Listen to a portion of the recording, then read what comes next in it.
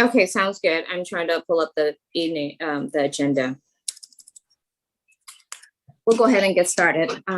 Good evening and thank you for joining us at 7 p.m. This is our Community Task Force Committee. I want to thank all of those who have volunteered to be a part of this task force and those are participating in the audience to add some merit to what you will hear tonight on the documents on the agenda. With that said, I'll go ahead and ask for a roll call. Member Dosty? Here. Member Downs? Here. Member Gary? Here. Member Gilbert? Not here. Member Hamady? Here. Member Johns? Here. Member Leong? Not here. Member Locke? No. Member Newton? Here. Member Oliver? She's not here. Member Wong? Here. Member Wright? Here. And I believe Member Leon and Member Gilbert just joined us. Member Leon, are you there? Okay, great. And Gilbert is here. All right, Yes. thank you. Thank you both so much for jumping on here. All right, we'll go ahead and move down to line item 3. See if there are any public comments before we move forward. All right, seeing that there are none, are there any announcements from staff first? Okay, any task force member announcements? All right, we'll go ahead and move on to line number 5, which is a presentation regarding the Albany Police Department policies overview. I'm not sure who, it looks like the chief is here to present that. I'm hoping if he's the one. And we'll go ahead and hear, okay, so is it you, Justin Clarkland, or who's presenting? I'll be presenting. Okay, sounds good. All right, we'll go ahead and get started. Thank you. Great. Thank you. Nice to see everybody again. Thank you again for taking the time to participate in this task force. And I'm going to try to share my screen. I apologize, I'm not the most technologically savvy person. Can everybody see that okay? Great. All right. So just to give you a little background on, oh wait, let me expand this a little bit. Just to give you a little background on the police department and a foundation of who we are and how we police. Our police department was established in 1927. We're authorized 26 sworn police officers. The department's broken up into 2 divisions, the operations division, which is the people you see in uniform out on the street. And then we have our support services division, which covers our dispatch center, records, and our investigation unit. Our patrol division that is out on the street is made up of 4 patrol teams. They work 12-hour shifts. And then our investigations division is made up of a sergeant and a detective. And then we also have 8 dispatchers. And as many of you may know, we not only dispatch for Albany Police and Fire, but we also take care of Kensington Police Department dispatch. On the left, you'll see a graphic that covers our demographics for our entire department.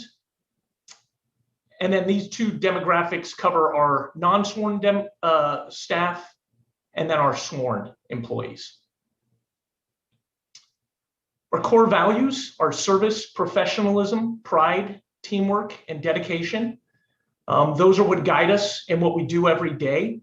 They help us to have a culture where we're thoughtful about how we police the community and how we enforce the law to ensure we do it judiciously. And one of our views is that just because the law says we can do it doesn't mean it's the right thing to do. And so our officers have discretion to do what they think is right. As an example, an officer may stop somebody who's driving a vehicle that has expired registration where the law would allow them to tow that vehicle. Well, if they talk to the person and kind of understand what they're experiencing, the officer has the discretion and may not tow that. So that's just an example of how we police.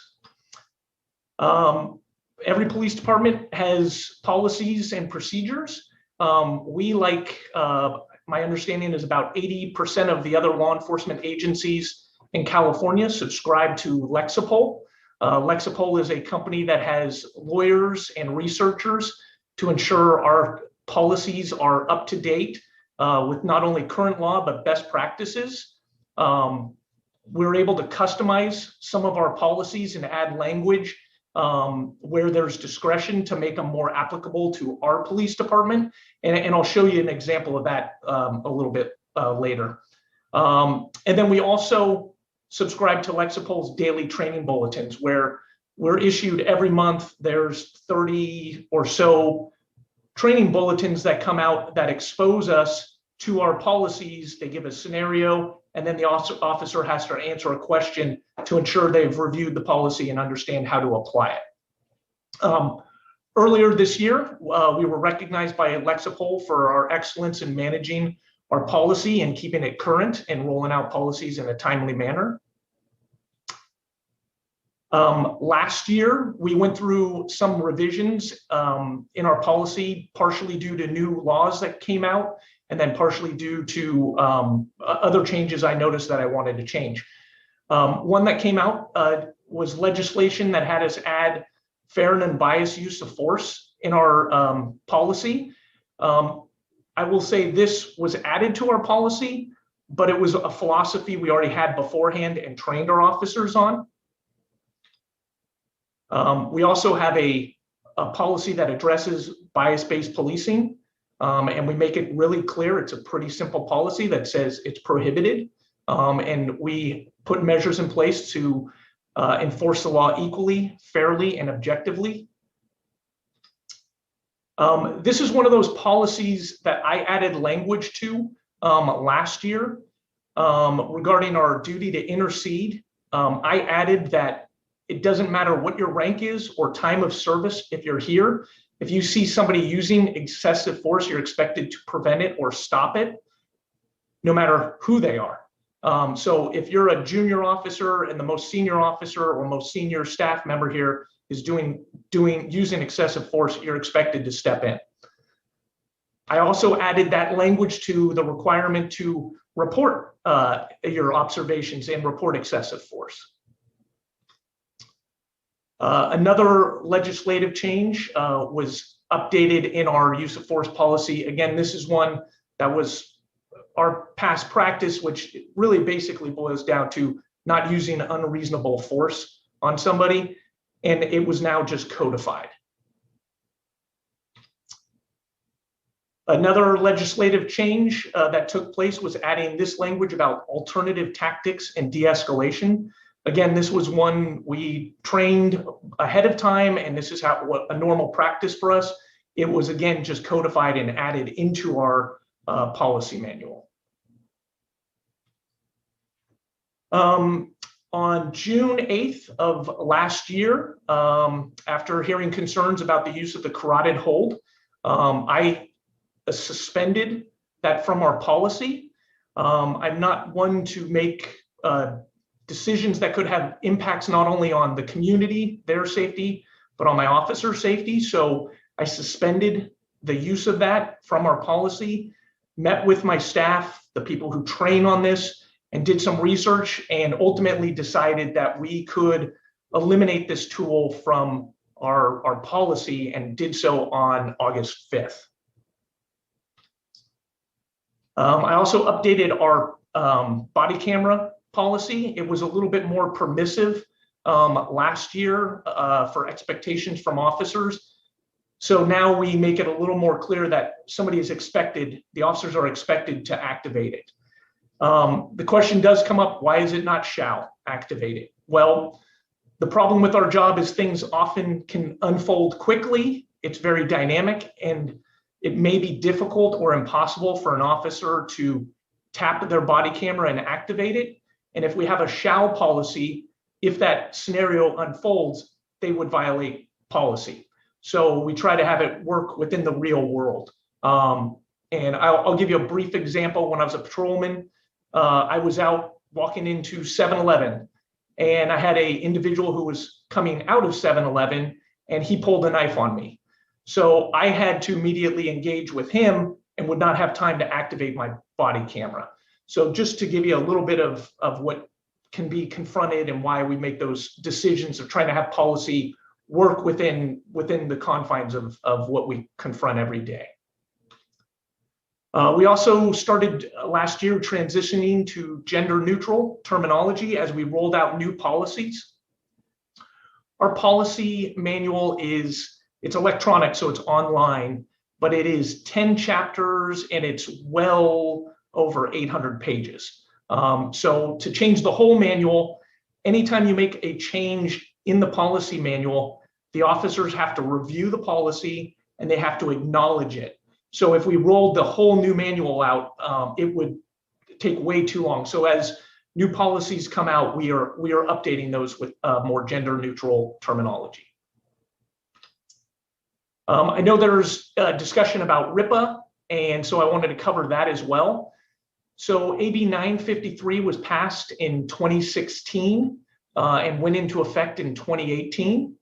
It was a new requirement for law enforcement agencies to begin collecting what we call stop data. So anytime you're detaining somebody, you're recording stop information on it.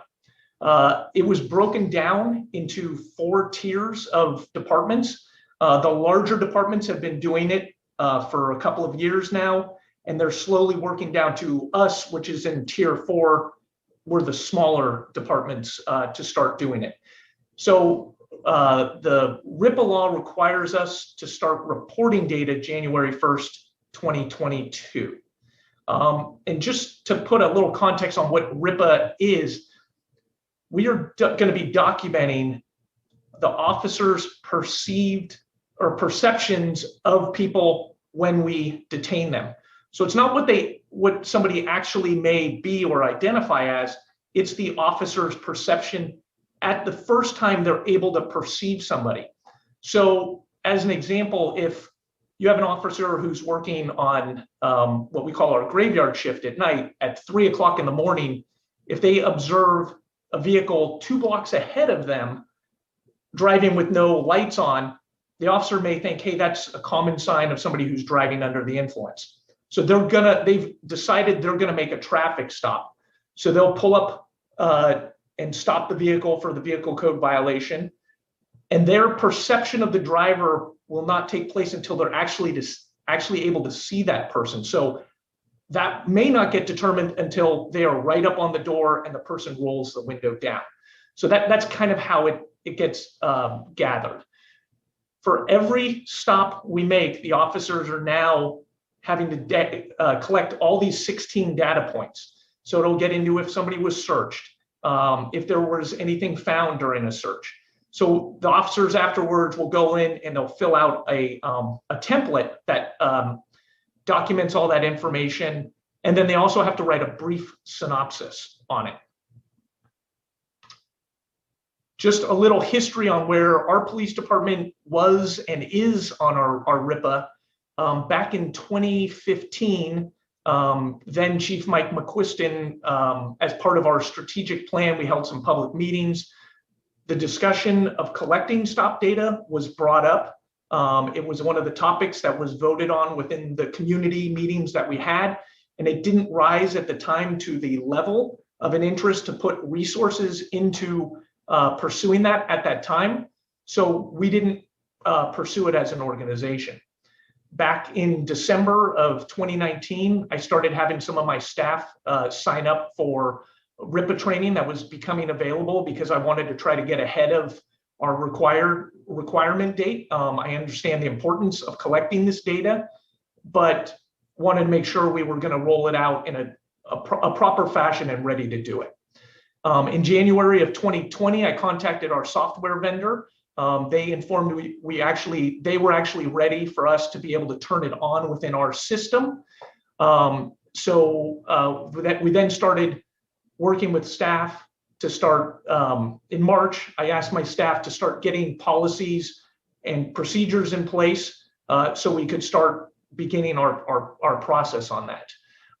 My target had been to start collecting January 1st of 2021, but due to scheduling issues and as we delved into learning more about RIPA and the complexities of it, it slowed us down a little bit. So we started collecting on February 2nd of this year. Currently, the way the system is set up, we can't aggregate that data. So we're collecting it, but we don't have a way of aggregating it, analyzing it. We are working on getting our connection to the DOJ, which will allow us to transmit that data, and then that data will be aggregated on their end. We're also working with the vendor to see if we'll be able to pull data ourselves out of it, but they're still working on that type of programming. But we are collecting at this point. Chief, I think just regarding the RIPA data, also regarding calls for service being included in that RIPA versus also officer-initiated style RIPA data. Yeah, thank you for that reminder. It's an important thing.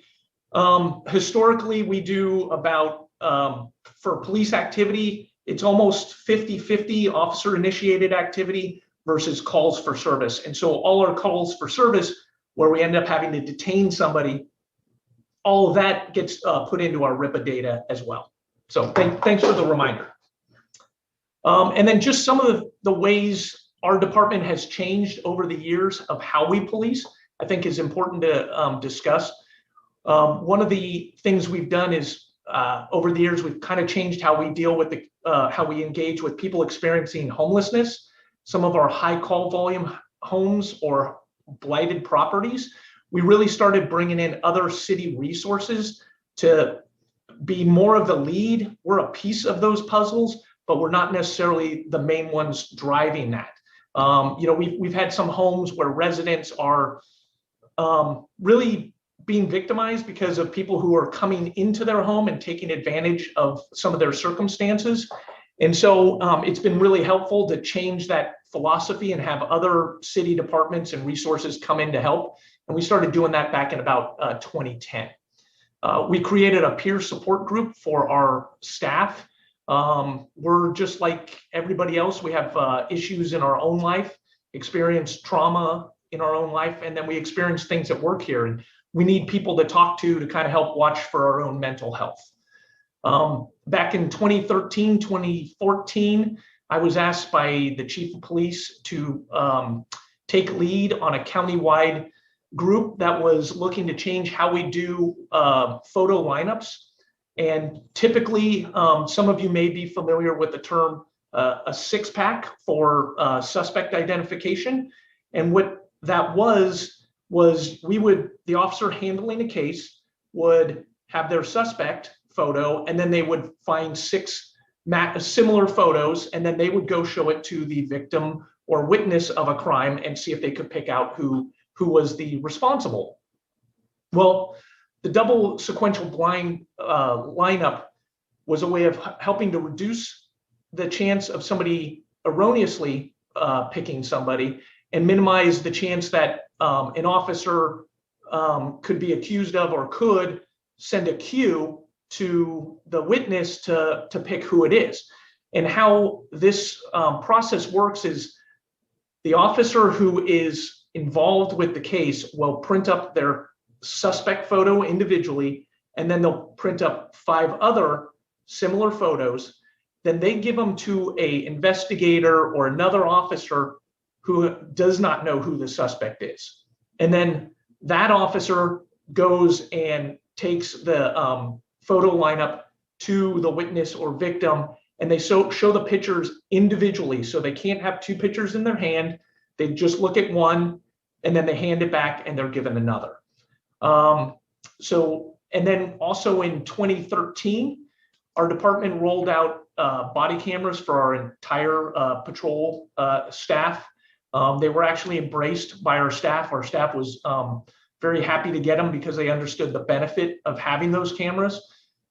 And then, as I mentioned before, we had done a strategic plan in 2015 to 2016 where we held workshops with residents, Albany Unified School District, actually city departments, because they're one of our users as well, and businesses, to get public input on what our priorities should be over a 5-year period of time, which covered 2017 to 2021. So that really helped guide our organization of what the community was looking at us to focus on.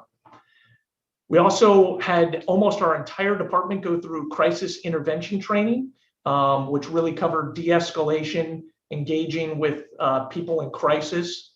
And then we were the first police department in the state of California to take a training course on LGBTQ. 2018, I'm sure everybody is familiar with the dangers of fentanyl and the issues with overdosing. So we felt it was important for us to deploy Narcan with our officers and get them trained so they could not only help a community member if they were to have a issue with fentanyl, but also to protect our officers, because a very small dose of it on your hand or skin or inhaling it can be fatal, and fatal very quickly. We've tried to think outside the box when we do training. Last year, we brought in the Sacramento police chief to do some training for us. We've looked at other non-law enforcement vendors to do training to try to get a different perspective on how we think and train. We've also had courses with engaging with veterans and autism in law enforcement. We actually have one of our staff members who just was certified as an autism instructor. We rolled out hybrid patrol vehicles. And again, sorry, this is a duplicate, but we've looked at outside law enforcement classes like Skill Path for some of our leadership courses. One of the other things we've done is looked at, again, trying to keep the community safe. We looked at a device called the BOLA wrap. And I would encourage you, if you get time, to look it up on the internet. But it's a restraint device so that the officers don't have to go hands-on with somebody. And it's actually a tether that gets projected towards them and wraps up their limbs, so the officers don't have to necessarily go hands-on and create a physical struggle right away. Some of the training, and this is really just a snippet of highlighting some of the things I think you'd probably be interested in knowing that we've done recently. We've done duty to intercede training, de-escalation training, which we've done for a few years for sure. We did a use of force training. There was I'm sure you're all aware of the change in the use of force laws with AB 392. We've done our engaging with veterans training. The DA's office came up with a CARES Navigation Center program where people who commit low-level misdemeanor, drug, alcohol offenses, or offenses caused by them having mental health issues, drugs, or alcohol, it allows them a chance to have it not go down a criminal pathway. So we brought the DA's office in to talk to our staff about that program. We've done racial profiling training that's post-certified. Again, we had the Sacramento police chief come in to teach his course on history of policing, racism, and bias. And then we had our autism and law enforcement recognition, response, and risk management course recently. And that was a gentleman who has a son who's autistic, and he also provided us certification for one of our staff members to be a trainer. We had Malabar Youth Resource come out and do training on the resources available for youth. And then, as I mentioned before, we had our Skill Path leadership courses that we've done. Some of the ways we provide services for those in crisis or experiencing homelessness. I'm sure you've all heard of our Albany Cares program. We work very closely with them and the Neighborhood Services Division. We also used to use Berkeley Mental Health Mobile Crisis Team, but July 1st, there was a transition over to Alameda County Mental Health Services. And we are also currently exploring the possibility of setting up our own crisis response team, but it's going to take a little bit of time to look at that, what's needed for it and the resources. Some of the community outreach programs we do, some of you may be very familiar with our neighborhood meetings, Coffee with a Cop, National Night Out, which I will throw the plug out August 3rd. This year is the normal National Night Out, but due to COVID, I made a decision months ago because it takes a lot of planning that we shouldn't move forward with it because we did not know what the situation with COVID would be. But the city has been nice enough to offer up free block parties on August 3rd if people want to participate in it, and we will do our best to have an officer come by and check in if you would like. We do Shop with a Cop, which is really, my hat's off to our Police Officers Association because they really run lead on that. They work with the school district to find low-income children and help make their Christmas time nice, where they take them shopping to Target so they can get gifts for their family. We also do Operation Glow Stick, which is on Halloween. We have officers out with glow sticks, giving them out to people walking, so we help them with their safety.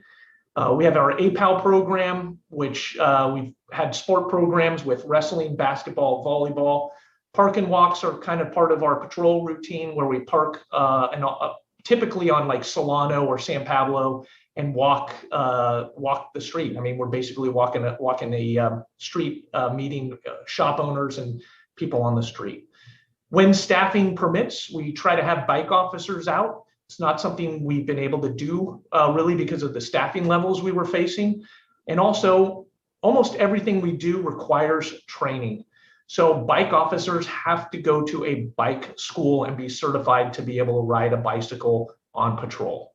We also started a Smart Start Teen Drivers program with the California Highway Patrol that aims at educating new drivers, young drivers, on the rules of the road and being safe. Currently, we're working on what we call it's a new Citizens RIMS program. It's our dispatch system, and we're working on integrating it so it interfaces better with our bulletin. It'll allow people to look at mapping where crime is occurring. People will actually be able to make a request to have extra patrol done. So if they're experiencing, let's say, speeding on their block, they can they can sign up through this system and make that request. Also, we have a voluntary camera program where people just sign up voluntarily to let us know they have a camera. Then we keep a database of where those cameras are, and if there's a crime that occurs in that area, the officers can go back and reach out to the residents and ask them to look at their footage to see if they have anything that captured the crime, or may have captured the people committing the crime on the way there. We're also working on trying to create a community police academy, a chaplaincy program, and a child car safety seat program. Okay, any questions on anything I covered? And I apologize, I'm gonna stop sharing. Let's see. All right, thank you so much. I want to thank the staff for the presentation. I want to open it up to the subcommittee before we go to public comments. Are there any questions that you would like staff to address at this time before I go to public comment? Member Downs, go ahead, please. Thanks so much, Mayor, and thanks so much, Chief, and Sergeant Curlin. Did I get your title right? My goal is good to see both of you. I don't want to preclude any of the specific questions. I just wanted to ask something. Will this be something we can post? And I know you've put forward some of this information at different times in other venues, but this is such a useful aggregate of it. Is this something that we can get posted on our site? Sure, I'll work on working on that. Thank you. All right, any other members of the subcommittee, please put your hand up. Let's see, Chair Doxey, I see you. Go ahead, please. Thank you. I have a couple of questions. First, is transmitting data to DOJ a requirement under RIPA? Yes, that is the requirement that goes in January 1st of 2022. We're required to report to them. Do you know if the autistic son is an adult or a child? You know, that I don't know. I believe he is He's an adult. He's an adult now. Okay. That's nice to hear. Often when we talk about autism, it's all about kids. So that is nice to hear. Yeah. Um, And I apologize, you know, I was not able to attend that. I had conflicting meetings, so I wasn't able to attend that training. But the gentleman who put the training on had an experience when his child was young with the police, and it was somebody calling the police because of his son's behavior. And he watched it unfold and was not happy about it, but realized the different perspective, and it became his mission to work on educating law enforcement. So that's kind of how we his story of how he got involved in it. Thank you for that clarification. And then could you say what the Community Police Academy idea is? Sure. So the Police Academy idea would be breaking up multiple meetings where people come in and learn different aspects of our job. Just kind of like when a police officer goes to the academy, they'll learn about criminal law, they'll learn about case law, they'll learn about use of force, they'll learn about negotiations, they'll learn about de-escalation. We'll go through kind of a mini academy. So the normal police academy is about 26 weeks. We're going to take those 26 weeks, pare them down to a much shorter period of time. My hope is that we do it over, a couple of weeks where it's not overly cumbersome for somebody to come in and do it, where it's maybe once a week, you come in for 2 hours and you'll get an overview on what our detectives do. You'll learn about traffic stops and the hazards of traffic stops, the purpose behind traffic safety. That's all. Thank you. Certainly. Thank you, Chair Dossey. Go ahead, Member Long. Go ahead, please. Hi, thank you so much for the presentation.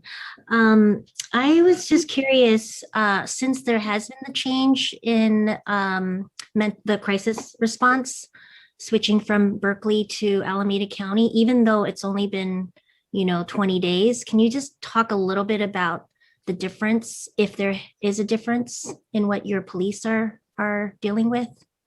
So far from what I understand, the difference has really been making the phone call. I don't think we've had to have them come out. I will tell you, we had an event today where we called them. They were not on duty yet, so they couldn't come out, but our officers resolved it.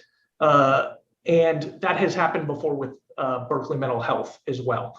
I don't know if you've watched the presentation that was given to council, but we don't have those resources 24/7. And I think that's why it's important. Why I keep my staff trained, because at 3 o'clock in the morning, there isn't somebody to come and engage with somebody and try to de-escalate. It's going to be my staff there. So it really has not been, from my level, I have not heard a drastic change other than it's a change in where we're calling. Justin, do you have any patrol level? Yeah, from a patrol level, again, it's just a matter of them not being 24/7 at this point. So it's a little too soon at this point to really be able to say if there's a difference or not. But of course, the timing is always going to be the issue that we run into. Mental health and crisis, unfortunately, it doesn't pick a time or a day. It happens anytime. So that's what we'll just have to see as time goes, if the services are better or the same. Thank you. I have 2 more questions. I'm just curious, what is your idea about creating your own crisis response team? So my idea is kind of modeled off of what like having Berkeley Mental Health, people who are trained, certified to be able to, they have the certification and training, the same as the county people have and the same as our Berkeley Mental Health team, but they would be more run out of our police department. Our calls, we don't have a lot. So I've been in communication with a couple of other police chiefs from smaller organizations nearby that we think it may be, or I think, and they seem to agree, it might be a resource we could share. So because we're a small town, and when you're looking at like Berkeley Mental Health, even with them, they're really dedicated to Berkeley, and then we're kind of not necessarily the second thought, but we're not their highest priority.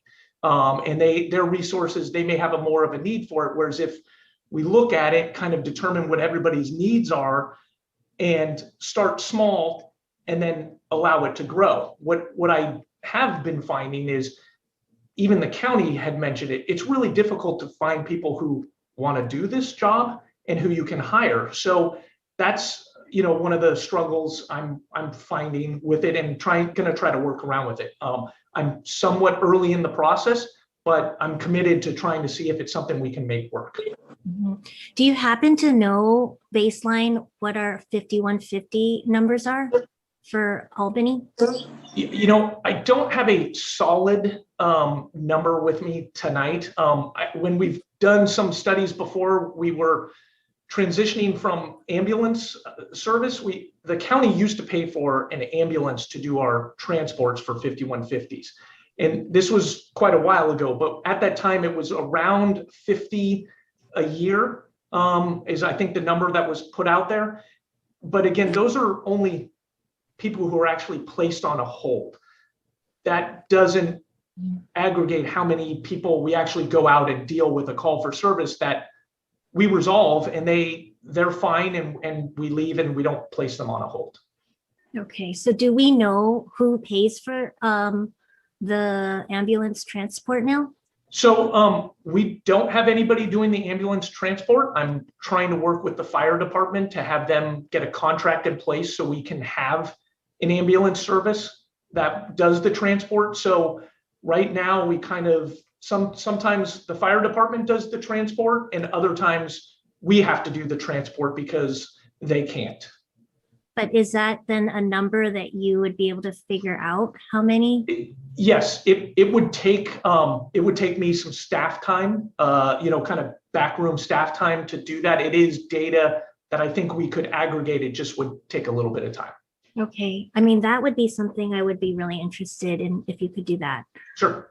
My last question is, I know that 89, it's the minimum qualifications for police. I don't know if it's passed. I think it's going through some iterations at both the Assembly and Senate, but what's your take on what they're proposing as the minimum qualifications and what are Albany Police Force? Sure. So just so I'm clear, you're talking about the age limit where they want to raise the age limit to 25, correct? And I believe also having a bachelor's degree. Yeah. So, it's one of those things. It's already difficult enough to find people to do this job, and not everybody can get a bachelor's degree in life, right? I was fortunate. I was able to, go to college before I got into this career, but we have plenty of people working for us who haven't, and they've gone to college while they're working here. They've, gotten their degrees, and some have even, done more than just get a bachelor's degree. So I think it could be counter to bringing in the right people in this job. One of the big things we look at when we're hiring is who people are. And if you're eliminating a pool that maybe they just didn't have that opportunity to get that education, we're missing a piece to it. I haven't looked at the studies of why they pick age 25, really, why they pick that. Yes, you want officers who are mature, but I've worked with some younger officers who are more mature than some older ones. So I think overall, I think it limits our pool to bring in good people. Okay. I think there was also something around making sure that you don't hire someone that has, I can't remember what the wording was, but a record of some sort around excessive use of force. Right. And we have a pretty good process in place for our background process. We do a multiple level interview process where officers or applicants are interviewed by usually typically 2 or 3 of our sergeants. If they pass that process, then they're interviewed by myself and my 2 lieutenants. And we screen through, kind of talk about personal background things and kind of do a little filter there. If they move beyond that, they go to a polygraph, a full background where we talk to neighbors, we talk to friends, we talk to friends of friends.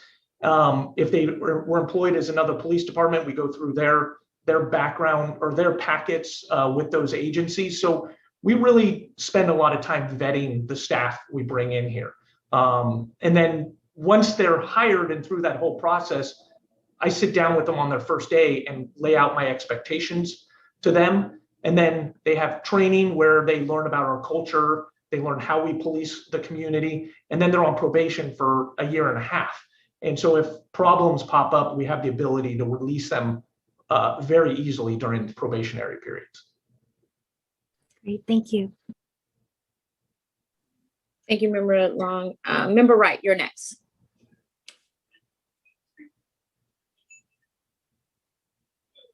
Hi, I just have one question. My question is on the crisis intervention training.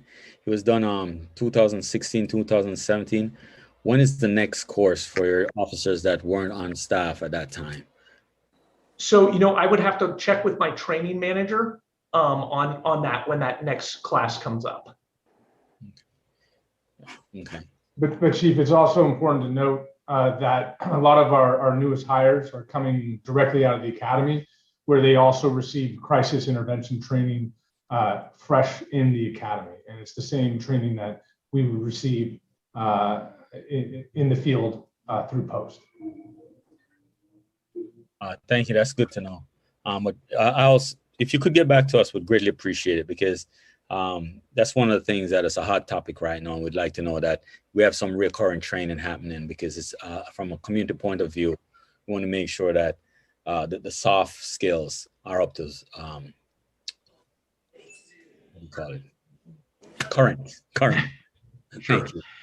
And just to that point, our job is very much one that there's training, but then there's the reality of the application of it in the field. And that whether we're dealing with somebody who's in really extreme crisis and suicidal and violent, or somebody who's in crisis because they were just the victim of a crime, our officers are dealing with crisis intervention and engaging with people like that on a regular basis. So it's kind of ongoing training that they're doing, if that makes sense. Yeah, it does make sense, but you talk about a lot of, you've listed a number of training that you have happen. I think that there's on-the-job training, there's learning from your peers, but there's also a value in getting a formal training and then have supervisors and other experienced peers kind of tweak those as we go along. It's important for, I will speak for myself. It's important that this part of the policing is addressed, and there's constant change because of the way our society is moving right now, that some current training is in line. And if you could get back to us, I'd greatly appreciate that. Thank you. Sure, absolutely. All right, thank you, Member Wright. Let's go to Member Hammond. Go ahead, please. Hi there, thank you. So I had a question. I wanted to know how long has the city of Albany subscribed to Lexicol, and how much do we pay a year to subscribe? And then separately from that, I had a question about body cameras, but you can answer the part about Lexicol first. Sure, I would have to look at our Lexicol costs. It's something I don't have off the top of my head, so I apologize about that. And when we transitioned to it, again, I would have to look that up, but it was when, I want to say it was back in around 2000, I think, but I'll get that info. And then just as to body cameras, I think you mentioned, an issue where you didn't want to have shall use them because, or activate them because, you know, this situation could come up where it happened so fast and someone came at you with a knife. I was just wondering why, you know, they aren't just always running. And I'd also just, you know, this issue around shall, you know, I would question whether, you know, police department, there's still a reasonableness requirement. So if ever, you know, if someone attacked you in your home and you didn't have time to turn on your body camera, you're not going to be held accountable for that. I think the shall distinction, and this is Lexicol is really big on this, is about, you know, helping to avoid liability for police departments and not so much about, you know, discretion. But so yeah, I was just wondering whether you have the ability to just have anytime you're on duty, the body camera could be running all the time. So the capacity to house that much data would be extremely expensive to have going. Imagine you have, you know, 4 to 5 cameras going 24/7, 365. So the data would be difficult. And then if you have to go back and pull a video, say for a court case, you've got to weed through all of that to find that actual video. So those are some of the things you'd confront. Okay, thank you. Sure. All right, thank you for your question. Member Oliver, you're next. Yeah, so I have a couple questions. First of all, does the Albany Police Department engage in any like exchanges or like mutual aid with other like local departments or any other like relevant groups? Yes, we do. If somebody around us needs help, we go help them. And if we need their help, they come help us. So we do participate in mutual aid. Okay, so like more specifically, if there's like a protest, do you know if you guys have engaged in mutual aid and gone to any like, you know, protests? I'm thinking of last time or more generally. Yeah. Did you guys engage in any mutual aid to help like crowd control during protests? So we did go provide mutual aid. We are not on the crowd control line. We were more of a support role, but not on the front lines or dealing with the crowd control. Okay. And I guess I'm curious, this is more of a philosophical question. If there were a protest in Albany, what kind of policies do you guys have in place to ensure the safety of the protesters? So we've had some protests in Albany and going back when there was Occupy the Farm. And we usually have kind of a hands-off policy where we watch and you know, make sure we're there to protect people who are protesting and keep the community safe. So that's kind of the policy we've had on it. Okay. I have a couple other questions. So you kind of talked about I think you called it interceding if you see like excessive force, that policy. Does that apply, or is there kind of a version of that for what if an officer sees that another officer is engaging in biased practices, so not necessarily excessive force, but they still see like malpractice? Is there any policy kind of equivalent that it isn't just limited to excessive force? Yeah, that would be in our bias-based police policy that prohibits it, and our staff are expected, if you see somebody breaking policy, breaking the law, they're expected to report it. Okay. I guess I'm just kind of trying to wrap my head around, I think kind of from the communal perspective, you know, there is bias in policing. And so it's a little bit it's a little bit, you know, concerning that, you know, I don't know if officers are necessarily interfering or, you know, regularly jumping in with those type of things, but that's more of just a personal point. I'll go back to the questions.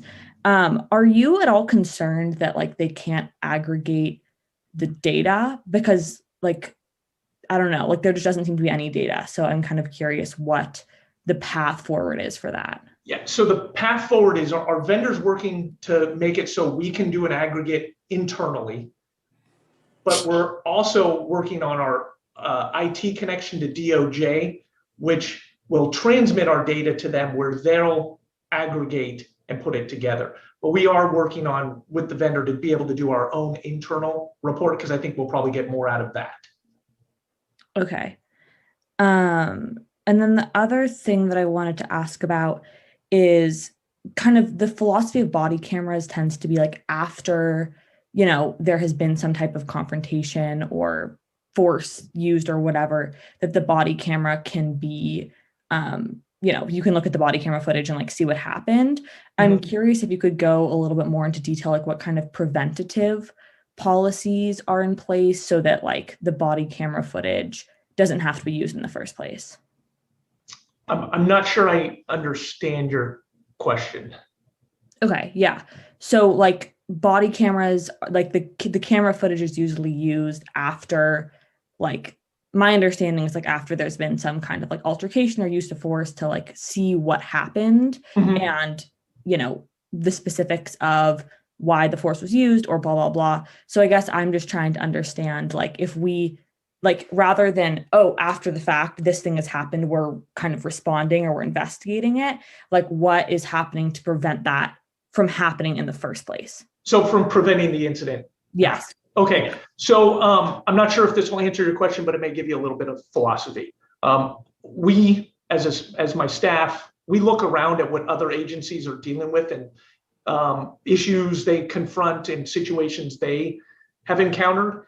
And then we talk about those and say, hey, how could this have been, they may have done everything perfectly fine, but maybe there's a better way or a different way of doing it. And so we have those conversations. It's all part of our training is to not have to go to those use of force situations. Everything we do, just talking to people, that's part of the things we do to prevent that. And then looking around, but then we also look at incidents we've dealt with when we have those incidents, and then we go back and look at them and say, what could we have done differently to minimize it or have done it differently? Doesn't mean we did it wrong, but you have to look at it and say, was there a different way to do it? Does that answer your question? Yeah, that makes sense. Okay. Another question I have is, what are your thoughts on the idea of having kind of you were talking about like the mental health response team or something like that, having that be a non-police related, like a team that's not police affiliated? So I probably wasn't clear with mine. I think we'd run it out of our police department, having unarmed non-law enforcement people doing it. But unfortunately, there's going to be a component where law enforcement has to go to calls. We've deal with some people when they're in crisis, that people who aren't armed or don't have the tools to deal with somebody who's violent, we're still going to have to be at those calls. And I think it helps us if it's run out of the police department, we have much better communication with the people doing that, providing those services. We get to know the people in our town who have experienced crisis. So our officers know them now, and I wouldn't want to have that disconnect happen, because when there is not somebody who's maybe on that crisis team, the officers are going to have to engage with them. Yeah. So just to clarify your thoughts, you are against having a crisis team that is separate or not at all affiliated with the police department? I wouldn't say I'm against it. I just think the better way to do it is have it run out of the police department. Does that make sense? I'm not against it. That makes sense. All right, thank you, Member Oliver. Member Locke, I saw your hand up, but no question? Okay, all right. I'll go ahead and go to public comment to see if there's anyone. I'll give you a chance to raise your hand.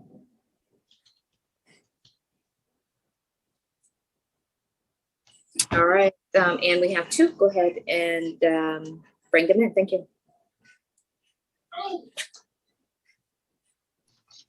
Hi, thank you, Chief, for your presentation. I appreciate all the information. It's helpful. I do have a few questions. One of them is about the body camera. I'll give you my questions and then, because I only have 3 minutes, and then maybe you can answer afterwards if that works for you. The first one is about the body cameras. I'm just wondering how hard they are to turn on. It seems like if, in any situation, if it was just a button that you just pressed and it took you like a split second, why not just have that and then not have to worry about saying later, I didn't have time to turn on my camera. My second question is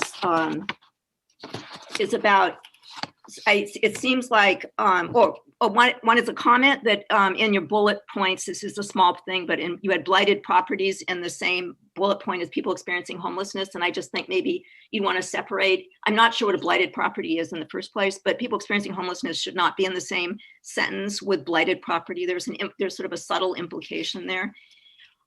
In general, I feel like there's a kind of an acceptance, there's an impression that you have that you can actually get rid of bias, which I think is not true. And I was wondering if the police department and you have read any of the books that are about policing and bias, for example, The End of Policing by Vitale or Biased by Eberhard. I would recommend having all of the officers read them and then maybe talk about how difficult it is to really get rid of bias and you aren't really necessarily aware of it. You may think you are, you can't. A rule against bias is just really kind of naive, I think. And then my other comment is just in general, it seems like a lot of what the programs that you have that are not about actually people needing a person there with a gun are kind of to make the police more palatable to the community or more acceptable. For instance, shop with a cop.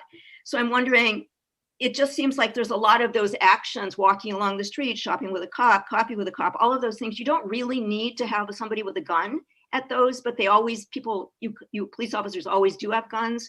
So I'm wondering what the point is, like maybe in a way, maybe some of these things that you sort of incorporated into your policing could be taken out and be done by other people that maybe are part of making Albany look like a welcoming community, and you don't really need to have a gun to have that. And then I had 2 other questions. I wondered if you had ever considered giving out know your right cards to, like the ACLU has some, to people that the police officers encounter, so that just for a second, you create a relationship with that person that tells them, I know that you have rights and here they are, so that you can create a good feeling so they don't feel so intimidated by having somebody with a gun standing there. And then my last question is, do arrested people who get arrested in Albany go to Santa Rita? Because I just wasn't sure if that was true or not. Thank you very much. Thank you so much for your comments. Next, please.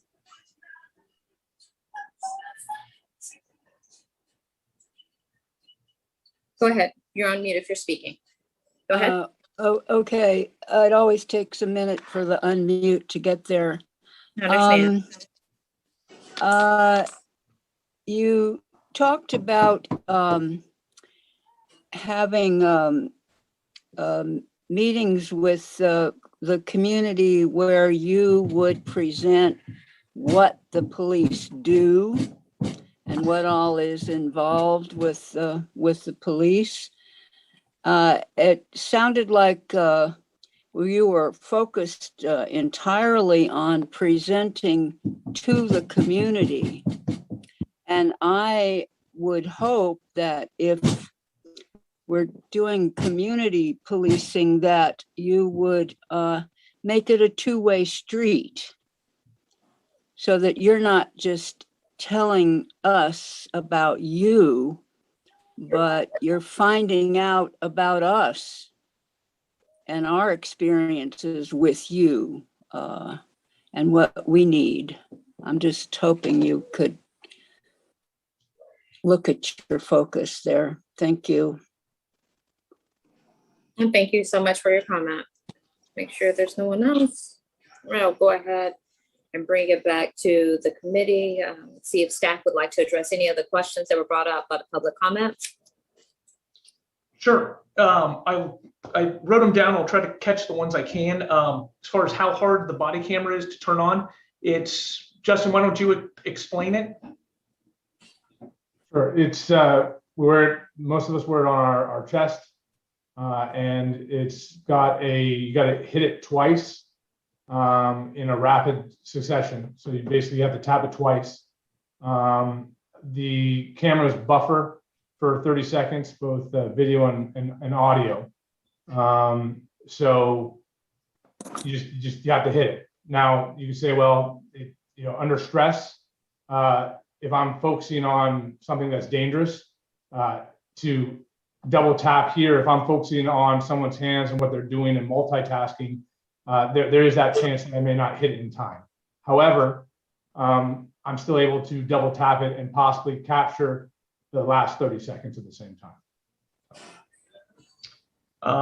And then as far as community outreach, I get the concern about having police walking around, but I think the point of us doing that is we are the people who are policing the community, and therefore having them walk and interact with people within the community lets the community know who's policing them.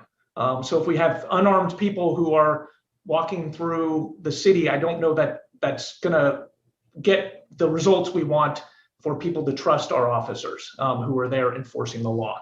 I've not read those policing books. I am reading a book called Post-Traumatic Slave Syndrome.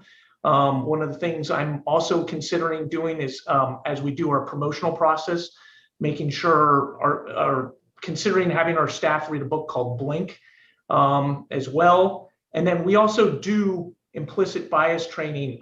It's an ongoing process because there is implicit bias. We're aware of that and having discussions about that, but that's training that is ongoing to help try to mitigate bias and implicit bias. Let's see, somebody who is arrested, if they are arrested for what we would call a retainable offense, they would go out to Santa Rita Jail. Years ago, and I apologize, I don't remember the year, but North County Jail, which was in Oakland, was closed down. And then also the Community Police Academy, that would be an area where we're there teaching, but we're also actively engaged in dialogue and hearing people's perspectives. So by no means is it us talking at people. The idea is to engage in conversation and learn from both sides. All right. Are there any committee members that would like to ask any additional questions before we end this segment? Okay, I look like I have Member Oliver and then Member Locke, please. Yeah, well, I just wanted to quickly make a point. I think that the community member who made a comment about the outreach, I think in addition to suggesting like, oh, the police could be disarmed when doing the outreach, they were more just making the comment that kind of observing that most of the outreach, rather than being service-based, is more kind of image-based, of like, get to know us rather than like, and what we do and feel comfortable with us, rather than like, how can we help the community and serve the community better? Like Coffee with a Cop is community members being comfortable with us. By us, I mean the police. So I want to kind of just rephrase how I understood that comment. It was a little bit more of just an observation. I did want to ask, what are your thoughts on the potential benefits of disarming some, if not all, police officers? If they're going to be police officers, I think it's really difficult to disarm them. It's a tool that they use to keep the community safe and to keep themselves safe. So no benefits to disarming some, because not somebody who's going to be a police officer enforcing the law. Okay. And then I also wanted to ask, okay, I think that's it actually. Thank you. Thank you, Member Oliver. Member Locke, and then we'll wrap this up. Thanks again so much, Chief Geisberger and Sergeant Curlin, for taking the time to present some very important information on ongoing and developing programs in Albany Police Department. Just had some follow-up questions regarding some of that. The first is, do we have existing data on the number of non-enforcement interactions, all of those outreaches and programs like the Police Athletic League and the Coffee with a Cop and other such activities? Is that tracked in any manner? And if so, is there data or feedback and evaluation that's available so we can see, is this working? Is it having some sort of quantifiable or measurable impact on either how police in the city are being perceived, or subjective evaluations of trust?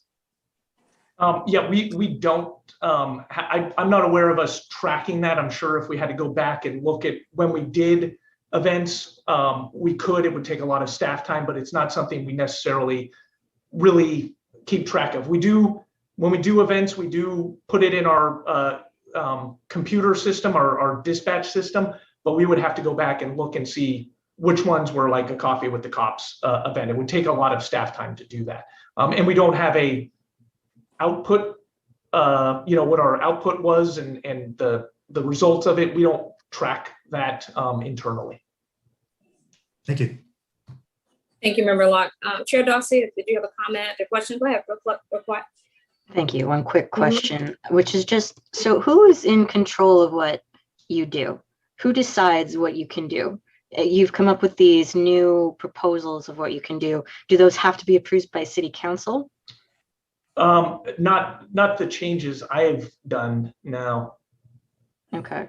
So this Community Police Academy, this chaplaincy program, this Citizen RIMS program, those at this crisis response team, you can just do those.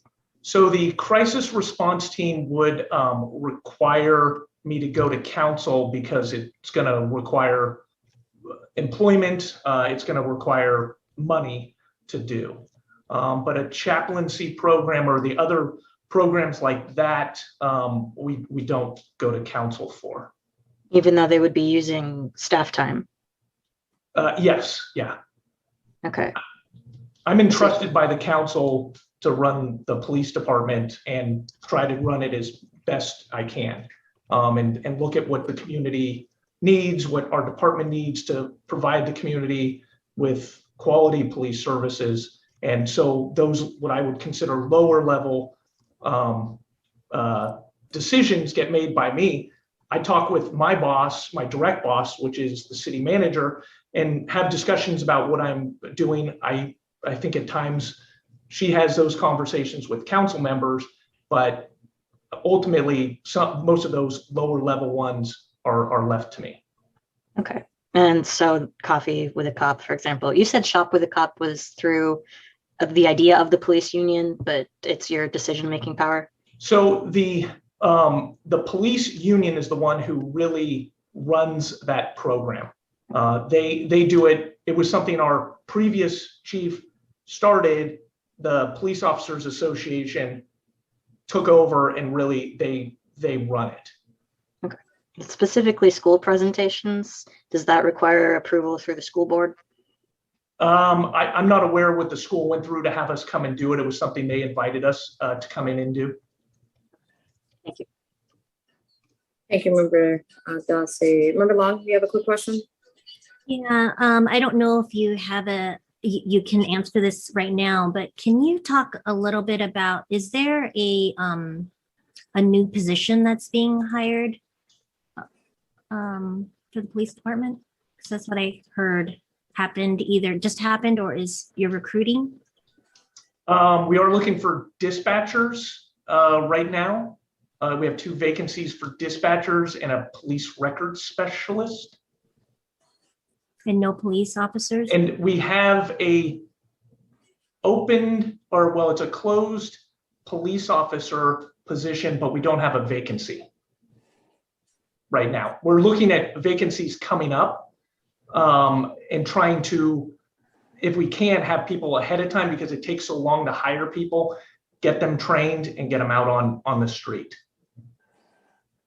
I'm sorry, can you just say that in English again for me? So the to hire a police officer takes a long period of time. So we don't have a current vacancy, but we have some officers who are going to retire in the very near future. And so we're looking at trying to have a list. So when that happens, if we can, try to bring somebody on right afterwards, because it takes so much time to hire them. Back to my presentation when we talked about the interview process, the polygraph, the background, the psychological, all of that takes a lot of time. And then when they get on the street, they have to go through training for 20 weeks.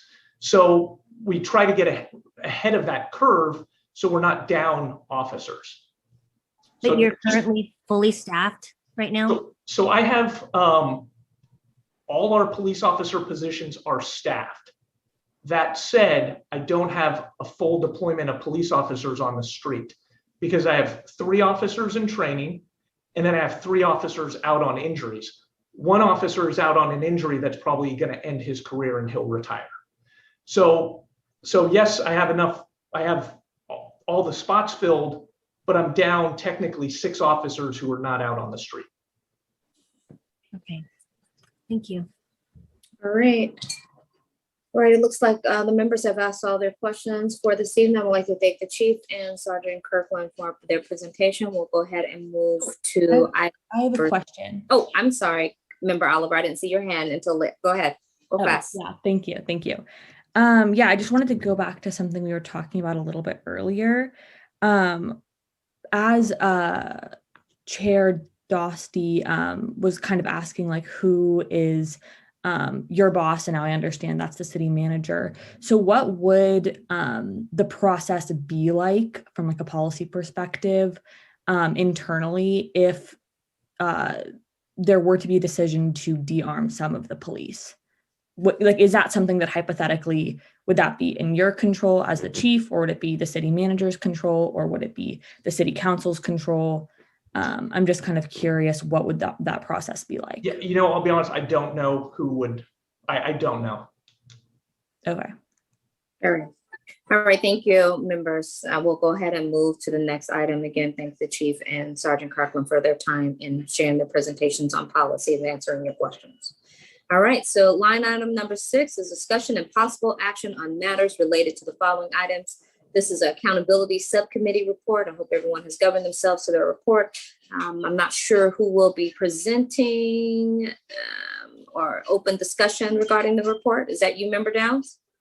I'm glad to. We didn't work out our, okay. who would do what. So I can get started. We do have all of the members, I think, here. Okay. And so there were 4 of us, myself, Member Locke, Member Johns, and Member Gilbert. So why don't I just make sure that everybody can find it and, some basics. And then if other members want to jump in to talk about any of the specifics, they can do that, and I can come in behind them. Is that okay? That is fine. Members, really quick, Member Downs, really quick for the members, please feel free to interject. Again, the subcommittee is bringing this to you for assistance or implementation of something that you see that may have missed out. Again, don't hesitate to interject your ideas or suggestions as we continue to move this forward, okay? Member Downs, I'll go ahead and turn it over to you. So my first question is, was everyone able to find it and see it, or would it be helpful if I shared screen, either to make sure people could see the link on the agenda, or to make sure, or to actually have the memo up as we're talking about the memo? Why don't you go ahead and share your screen and have it up? Okay. And then it's for the public as well, so they can see, just in case they don't have access. Thank you. Sure. I'm glad to. Let me just take 1 second. When I'm sharing, I won't be able to see everybody well. So if any of the subcommittee members or other members are trying to catch my attention, please holler out in case I lose track of who is where. Okay, can everyone see? All right, so first, I think everybody knows this, but just in case, we're item 6.1, and there are 2 attachments which create 2 different hot links, just to make sure that all of us can find them. And you can pull those up on your own screen if you'd like.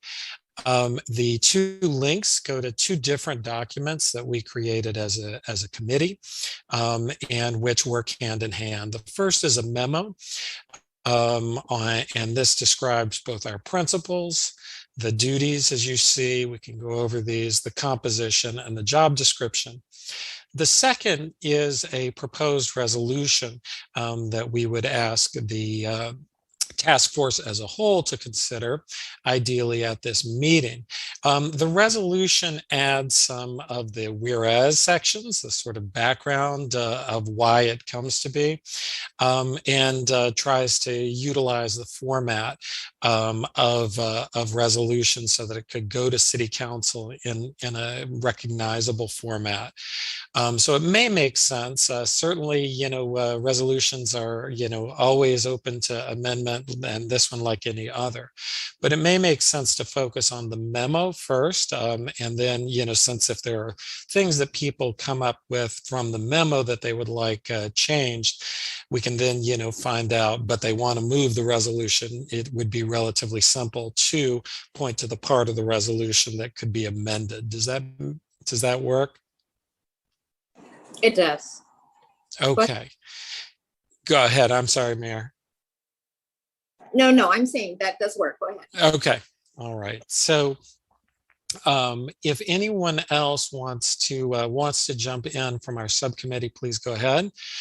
And just start talking, and I'll be quiet as soon as I hear you. So what we laid out here for memo were our basic principles. The whereases on the resolution section do include some more of the background of how the whole task force came to be created.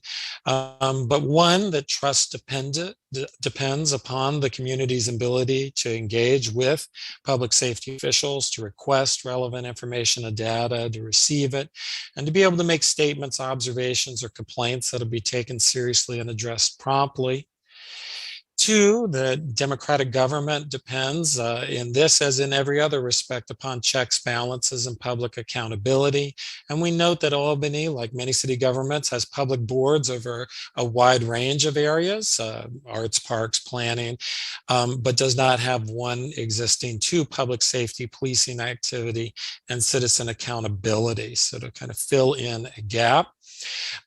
Three, that this, as we've talked about in prior meetings, an accountability commission can serve hand in hand with all of the other goals and themes that come out of the other subcommittees. In this sense, it is complementary to them rather than replacing. And this is one reason why we have asked for you all to consider acting on this first. Because as we say that the Accountability Commission can work to carry out whatever themes that we develop in other subcommittees. B, as we can talk about, that it is if council returns this with revisions, we think it's important that we still be meeting as a task force, which is not a guarantee, right? We have a standing clock and then have to be extended if we're to be meeting. And so we would like if council either sends it back with revisions, or if council takes it up and votes no, or if council doesn't ever take it up, for us to still be standing. So as I say, none of this precludes any of the work of the other the other subcommittees, and can complement those as the task force and the council act upon it. But there is, I think, an urgency in acting on this in a way that we can see what steps council takes. We lay out here commission duties. We consider different models, both of those presented by the expert testimony we read in the models presented by other cities and towns. We had members, not me, but members of our subcommittee with expertise that they applied to it.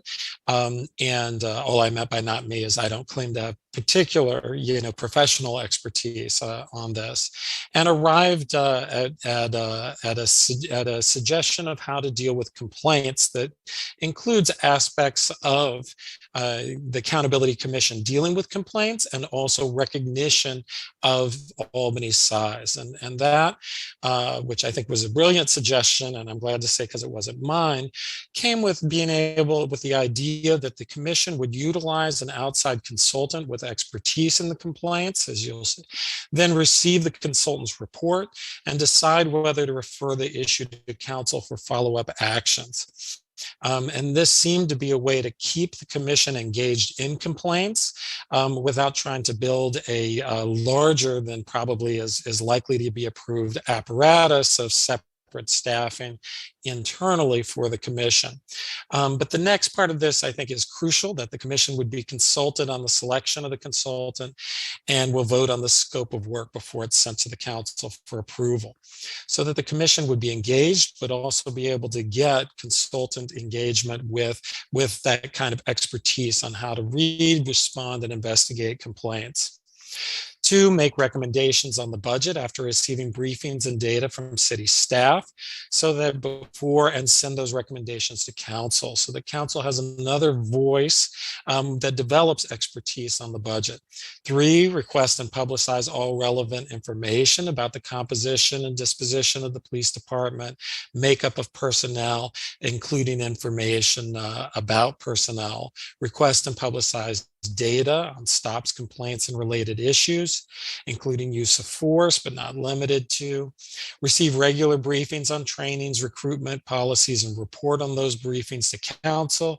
Convey questions from the public. This, I think, is crucial, that the public have a normal, public, regular, routine way of asking questions of the department, and to convey those questions, that it be answered by departmental representative at subsequent public meeting, and to report to council on any issues that demand council attention, and monitor and report regularly to the council on the implementation of goals suggested by the temporary task force.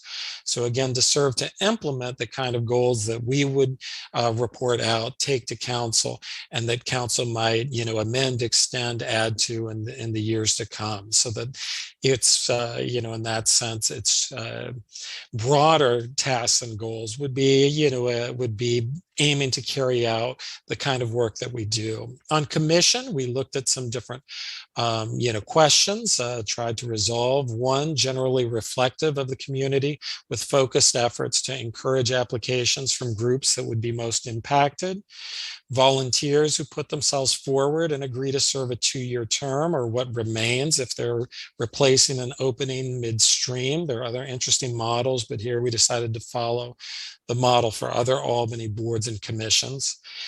They would fill out applications similar to the current task force members that would help council make appropriate decisions. Members should not have an immediate family member, partner, parent, or child with a conflict of interest. And we lay out, how we define that in terms of no active duty or recent serving Albany Police Department officer employee, no active duty police officers or sheriff's deputies in other departments, and no one with direct business interests with employees. And we decided on a suggestion of 7 members to build upon the SEJC model, which is 5 selected by council. There's interesting other ways to imagine it, but we thought that building on standing Albany practice might make this more sort of understandable and comprehensible to council, that council would select 5 by their own method, and that 2 would be sent as a request to the Albany Unified School District School Board with a request that they seek. Obviously, they would make their decision, which we can't govern, but they would, with a request, they seek volunteers from student affinity groups to ensure the commission has voices from younger and more diverse populations. And in keeping with that, to have that Albany High School students could serve on the commission, even if their primary residence is not in Albany, but that adult members would be Albany residents. And the commission members would attend monthly meetings, attend relevant trainings, and commit to active engagement. So before we, first let me ask the other, I'm going to stop sharing, but hopefully you can pull it up on your screen if you would like, and we can come back to share again if, here we go. And like I say, I haven't been able to, while sharing, to see everyone. So if member Gilbert, Johns, and Locke want to add their, add their thoughts, I think that would be appropriate before jumping to questions. Any subcommittee members? Let's see. All right. All right. I want to thank member Gilbert. Go ahead, please. I was just going to say thank you, Member Downs, for encapsulating our discussions and our emails and presenting them, I think, without me needing to say anything else. I think you captured everything pretty well. Thank you. Thank you. I too would like to say thank you for bringing this to the subcommittee for review. And we can just open it up for questions before we go to public comment. If there's any questions, suggestions, please feel free to raise your hand and I will call upon you in order. So we'll start with Chair Dossie. Go ahead, please. I have a couple of suggestions, but I'll start just with questions. Okay. First, my main question is this meant to replace internal affairs in Albany Police Department? We can hear from other subcommittee members, but I don't believe that it would. I mean, obviously, we didn't write in here a requirement or restriction on what the chief might decide, but we are looking here for a public accountability commission, not necessarily a replacement of internal processes.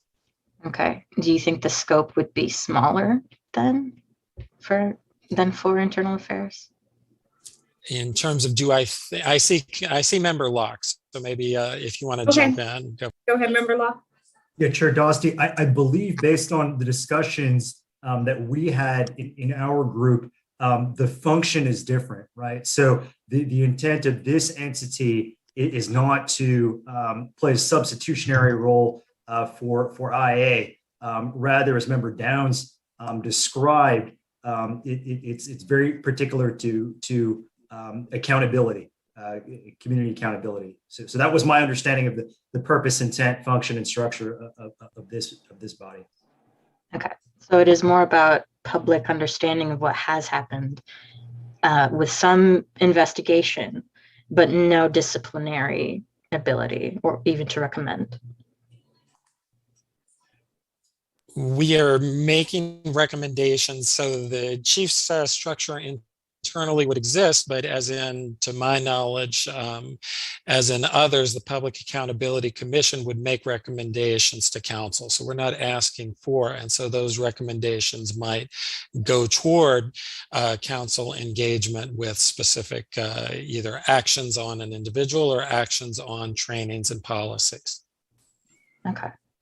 And then I had a question about the language, including use of force incidents. Does that include any deployment of weapon, even if it is not ultimately used, the drawing of a gun or a taser?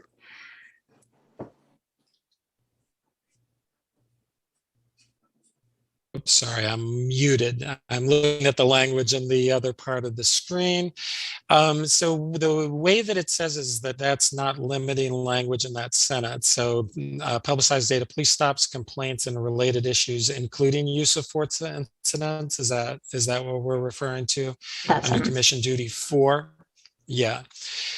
So this is, I'm not sure exactly, I'll confess that I'm not sure exactly what does constitute something rising to the level of a use of force. It is written broadly enough that I think that, data on stops, complaints, and related issues with including use of forces as a not a restrictive but an additional aspect wouldn't preclude that, the commission making any of those requests. Is that your question, or? Yeah, both of those were sort of to get at understanding your intents, and then also to propose sort of my wishes, which I will come back to later. Thank you. All right, thank you, Chair Dossi. Member Long, go ahead. Hey, thank you so much for this great work. I wanted to add a couple of items. One is under Commission Duties 1, maybe adding in body cam footage. I want to say that's one of the recommendations, to add that specific information and have that be accessible to the this accountability commission outside of the internal affairs. I think the other question I have is, I love where it says on composition that the commission be generally reflective of the community that is most impacted by policing. And yet I'm worried that if we have the commission be 5 selected by the council and the school board, just looking at the record of the commissions and who's currently being selected, it doesn't seem representative. And I'm wondering how we would really be able to encourage that. So it's just a question and a concern. But overall, this looks really great. And I especially love the principles around trust, building trust in community engagement, and really focusing on public accountability, which I notice is part of the strategic plan for the city of Albany. Thanks so much. So I think on the body cams, it makes perfect sense for that to be included. We debated on composition, and number one, we debated some different ways of approaching it, and ended up with this language, which I think, we wrestled with whether we should have things that would, read more like specific injunctions or requirements. Our concerns, we ended up, with a decision to state it as a goal, knowing that the goal is not a guarantee of fulfillment, for a couple of reasons. First of all, to, reflect imperfectly as it does practice. I mean, essentially, our goal is to hope that, that we can write something that council, will recognize, understand, and be able to pass. And our fear was building an overly complex structure for composition and this came up in the composition of this task force as well, where at one point there were models of different seats allocated for different things, that, a concern that surfaced at that point, that it would be, a sort of year-long process to staff it. And so that we could have a long period of time. I don't mean with professional staff, I mean with volunteers. And so that the more that we spell out exactly who can serve, the more likely it is that we end up with these gaps and vacancies. So I think we decided to settle on calling for the general presumption as the general goal, as well as the call out to the school board as a way to encourage those efforts. How do we get that word out in terms of, I think that there were efforts with this task force. Obviously there's always, ways to, continue to build on it.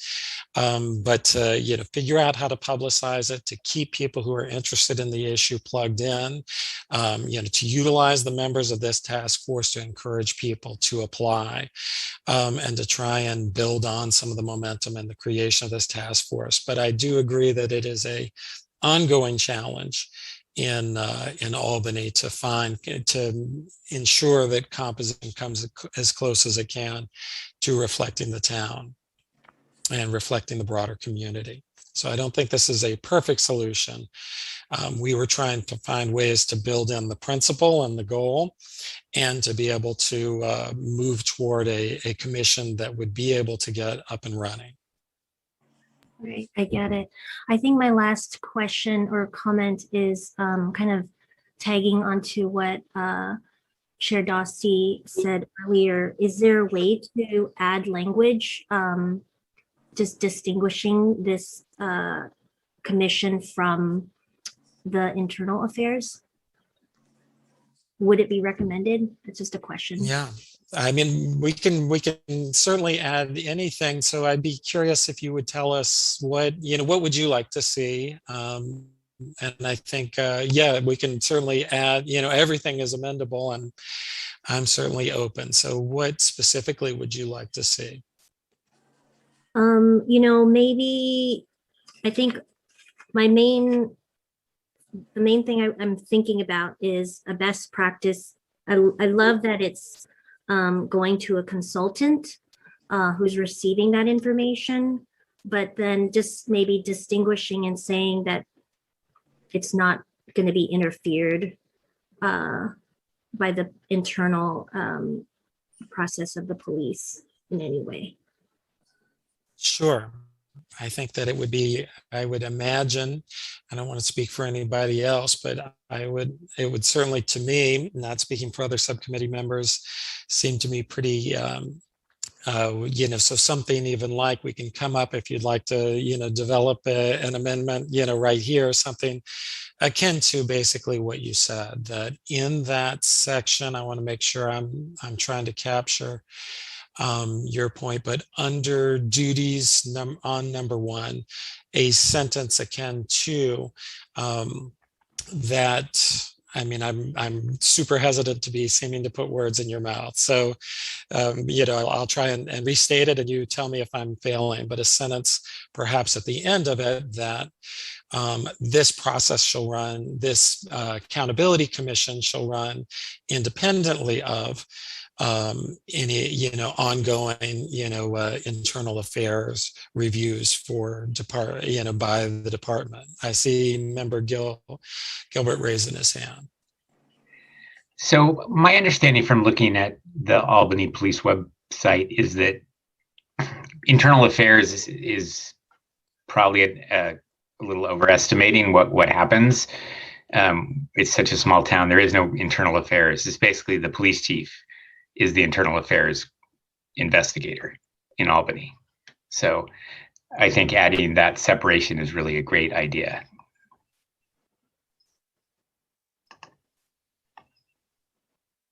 Okay.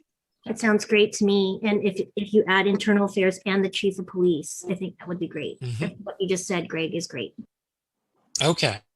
Right, so I think whenever the mayor calls for motions, you could just move something like that, and I would certainly consider it. And I think from what Member Gilbert said, he would consider it a friendly amendment. I think.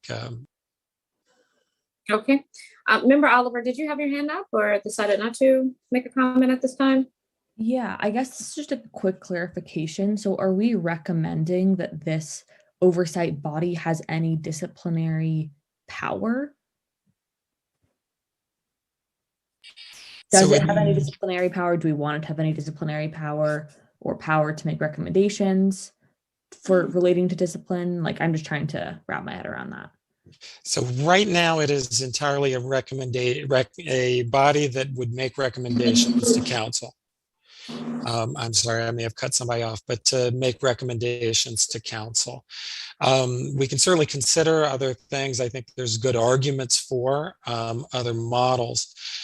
We were trying to think of something that would, I can certainly, that would work with, that would be recognizable among other forms of commissions in Albany in hopes that it would speed toward passage. I mean, I'll say frankly, my great fear, having spoken in support of other proposals over the last year and a half, is that we'll end up with nothing and we'll dissolve and that we will not end up with any kind of commission at all because we've presented other commissions to council that haven't that haven't passed. So, in this context, our goal was to create something that would be recognizable. To my knowledge, there are not other council created commissions that have disciplinary power over staff, or that in that sense are inserted into staff organizational flow charts. So that would be a model, not just new for policing. Anything would be new for policing in Albany in terms of Public Accountability Commission, but that would be a model, not just new for policing, but new for any commission. So I think it was that practical consideration. But again, I'd welcome any of the other subcommittee members weighing in. All right. So let's take a break and let's see if we can reach out to public comment. We have one public comment at this time. I'll give you a chance to raise your hands before I open up. All right, go ahead and let them in. Jeremiah, please.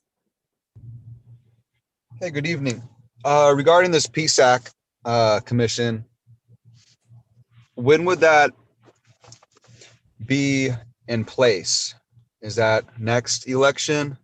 Or would that just happen if it goes to city council approves it? Would that go right away?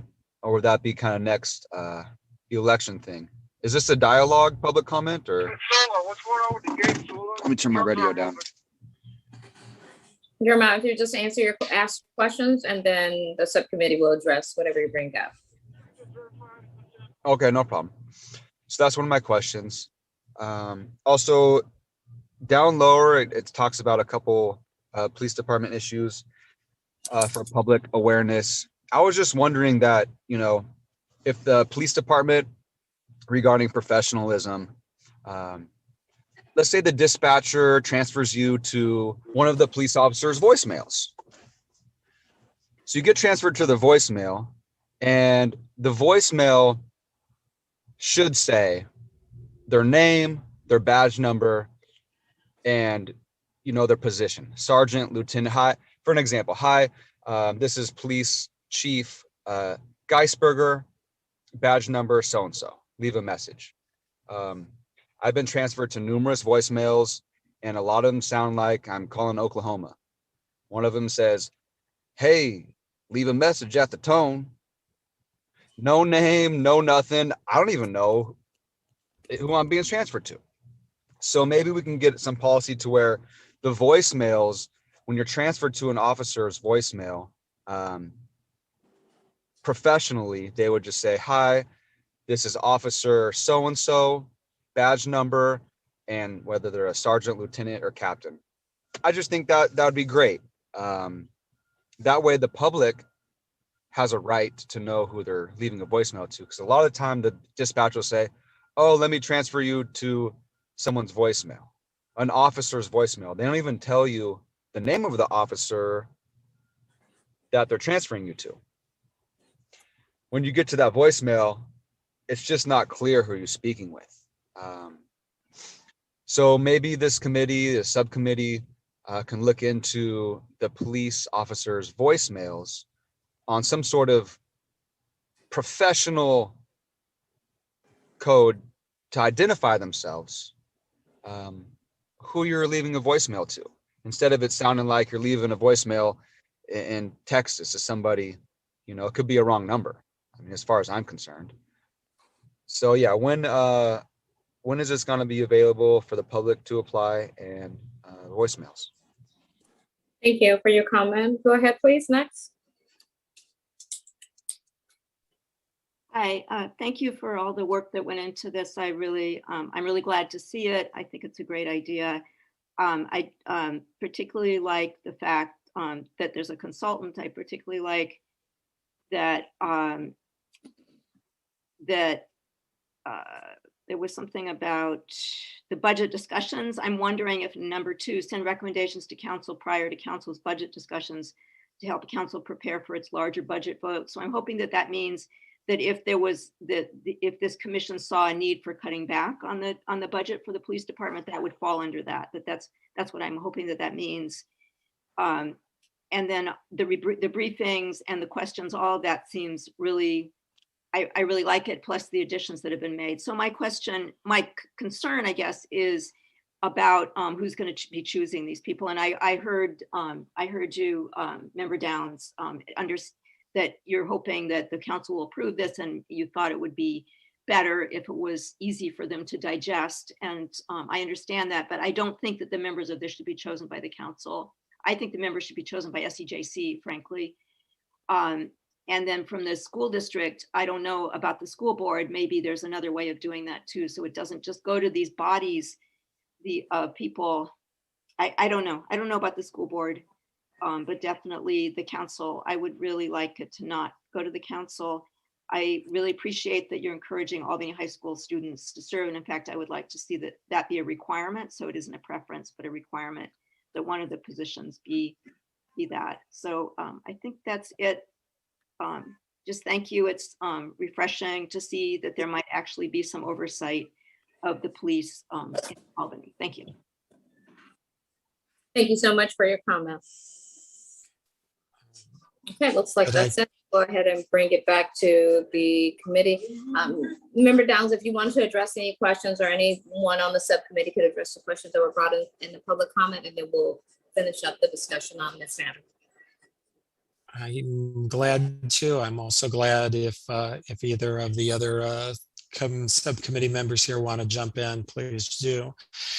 Making sure on timing, when would it come into effect? Our hope is that council would take it up at the next meeting, that we would, pass it, send it to council, they'd agendize it, take it up at the next possible meeting, and that upon its passage, it would become, it would become live. We don't have control over that, as we know, but that would be my hope, that that we would not be waiting until the next election, and that they'd be appointing for the remainder of this term. If anyone thinks that needs to be clarified, certainly I think we could easily clarify that. Questions like individual policies, like the nature of what voicemails are, these are the kind of things that I think are exactly the kind of, not the only, but among the kind of things that a commission like this can sort of help make possible, by building in places where where people can say, here's an aspect of dealing with the police department that's unnecessarily frustrating, being sent to voicemails without knowing who it's for. And this can be conveyed. My hope is that conveying that in public would lead to it being changed. If it didn't, then the commission, could make that as a recommendation to council. So I think that that's exactly the kind of thing that, could come up along with many other things. On the question of, I want to make sure I'm not losing track of the different questions that Julie asked. Composition, again, we debated other models of how to frame the composition. If we could pass something that would be enacted upon us, the mayor gaveling us out, I think many of us might well support something else. In my experience, that having council even delegate power to its own created bodies is a challenge.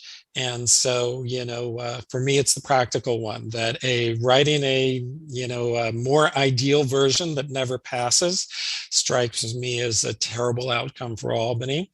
And, given that council is, traditionally extremely jealous of its prerogatives, as is true of many elected bodies, that I think using this as the moment to strip council of it, when it's something that council has struggled to take up, really runs the risk of us prioritizing a plan that we feel good about as opposed to one that actually makes a change. So, to me, the crucial thing is that we build a public accountability commission that will start to transform, even if it's, bits at a time, the relationship and the dynamic and the meaning of public safety. And if we write a more perfect one that council rejects then we've not been able, then we've let an opportunity drop. If we write one that they reject, that is clear and accessible and fits current types of boards and commissions, and council rejects it,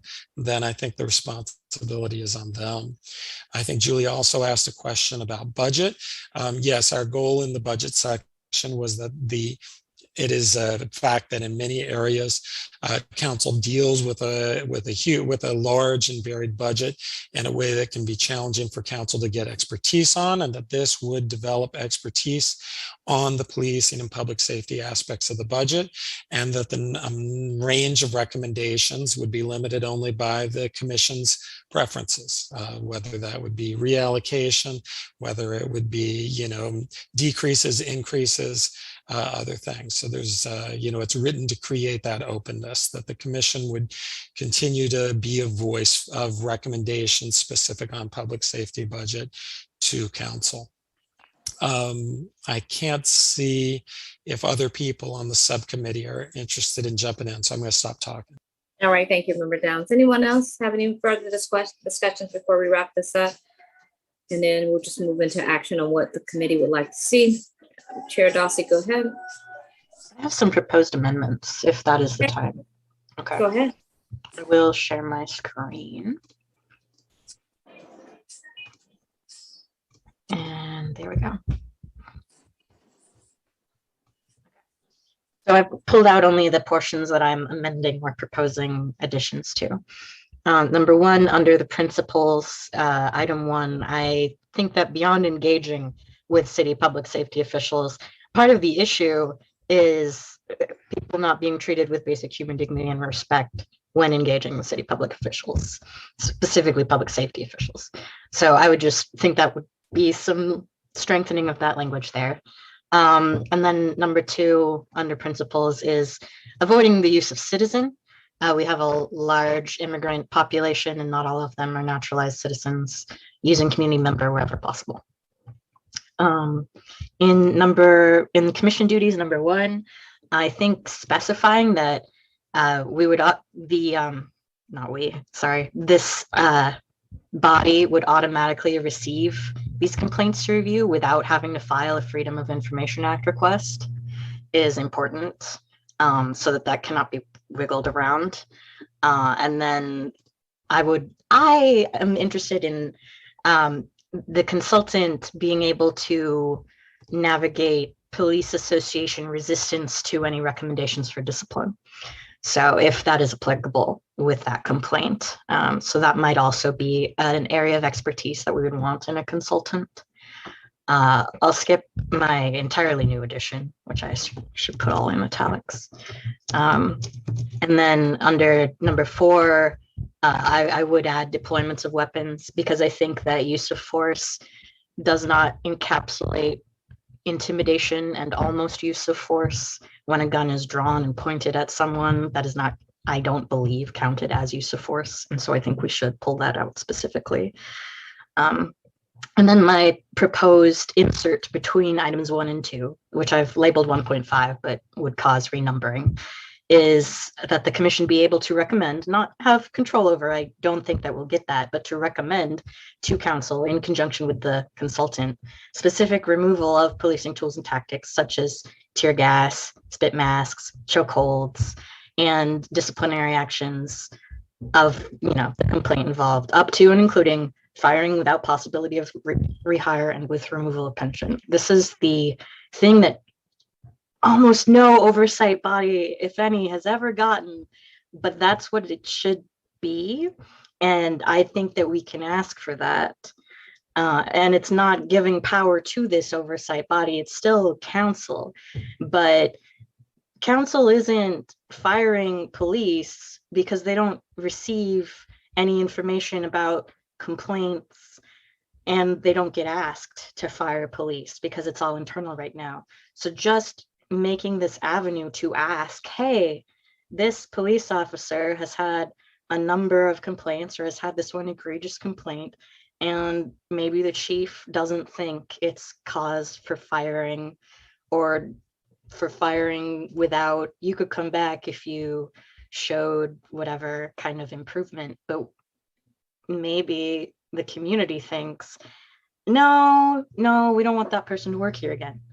So I think that would be a strong addition. So these are my recommendations. All right, thank you, Chair Dawsey, for your amendments and recommendations. Member Downs or any member of the subcommittee, would you like to interject? Chair Dawsey, if you want to stop sharing your screen, that would be great, so I can see other members. Any comments from any members? Go ahead, Member Gilbert. Oh, I'm sorry, Chair Downs, Member Downs, if you want to say something. Go for it. Okay, Member Gilbert, go ahead. Okay, I agree with everything. I'm not sure about 1.5 though, but I agree with the other 3, definitely makes sense. I think I'm in favor of 1.5, but we'd have to work on the wording of it to make it so that it would be clear that it's recommendation and not actionable necessarily, which is problematic also. One of the things in the chief's discussion about the need to have an armed officer was a little bit disturbing, I thought, especially in Albany. It seems like there's countries that have unarmed officers and policies of, police by consent versus police by fear and intimidation. And I think that's a cultural thing. So I'm not sure how I would want to read 1.5 again and see, but I would agree with the other three changes. That's just my thoughts, quick thoughts. Thank you, Gilbert, thank you. Anyone else? Member Downs, go ahead, please. Essentially the same. The other ones I agree with entirely. On 1.5, I'm less certain that it actually what it adds. So if I see it correctly, and so I wonder if there is something specific that it adds other than spelling out things that are already, potentially implicit in the document, then, we should figure out what that is. So that already it says about make recommendations to council. I think spelling out every possible recommendation in response to a consultant's report seems to me to be actually to incur more risk than actually leaving it open. So it already, to my reading of it, but we should work to perfect the wording, that it's not clear to me what 1.5 on the relationship to individual consultant reports and actions changes compared to number 1. And in relation to the policies, which would be number 5, I think that I wonder if we could incorporate if there is something new to that, it would be in a stronger word than report, and make recommendations based on those briefings and public comment in place of the word report. And I'm not sure that 1.5 actually adds anything. If the fear is reports too weak a verb there, then let's strengthen the verb. But I would be wary of starting to spell out specific things, because there's always the fear that once you do that what it is read as a limitation. And in that sense, being broader can actually give the commission more power than trying to be specific. And so I think the heart of those, I agree, I don't want to say the heart, but the intention of 1.5 as I read it, I agree with it. And my question is just what parts of that power aren't already built implicitly? And what are we doing to make sure that in trying to spell things out explicitly, we're not accidentally weakening the commission? Thank you, Member Downs. Anyone else?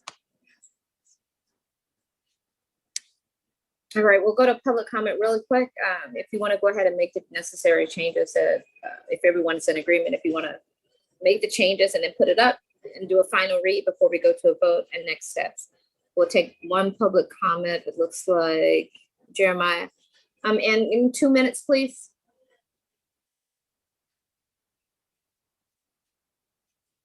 Go ahead. Thanks, Madam Mayor. Yeah, Chair Downs, it looks like you guys got a lot of good stuff going on here. I'm just making my public comment right now here to just agree with you guys, and just I feel that this task force is on the right track. Everything looks really good so far. You've collected a lot of data, you've done a lot of work so far, and you guys are on the right track. So just keep up the good work, you guys.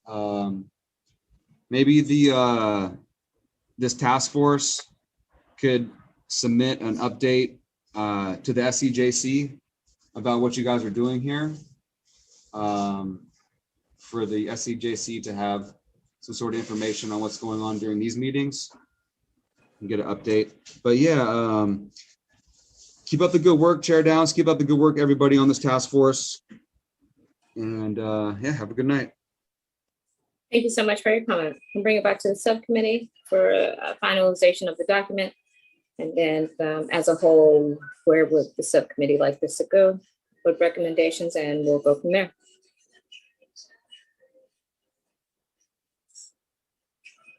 So this is with my proposed 1.5 removed. I completely agree with Member Downs, actually. I was just concerned about making sure those powers were in there, but I agree that they are implicit, actually.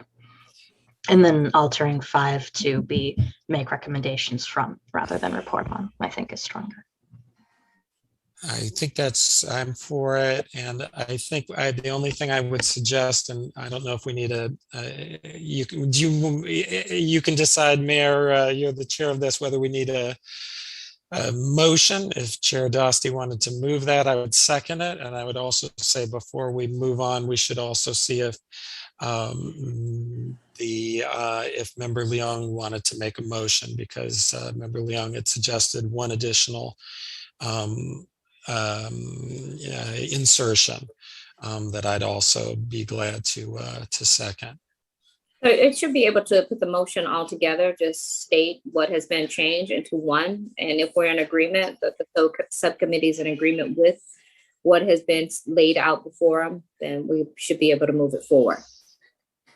And just for clarity, I think Chair Dostie and I both understand what Chair Dostie has posted as the pieces that have been changed. So this doesn't replace the entire memo. It only highlights the places that have been changed.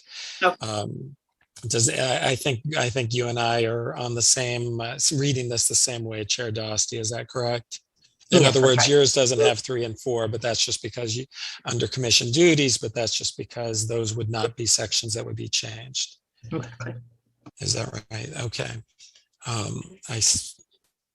So do we want to keep, given that, do we want to keep, are you suggesting, Mayor, that people make amendments to what's there, the version that Chair Dostie has there, and then we take up the aggregate?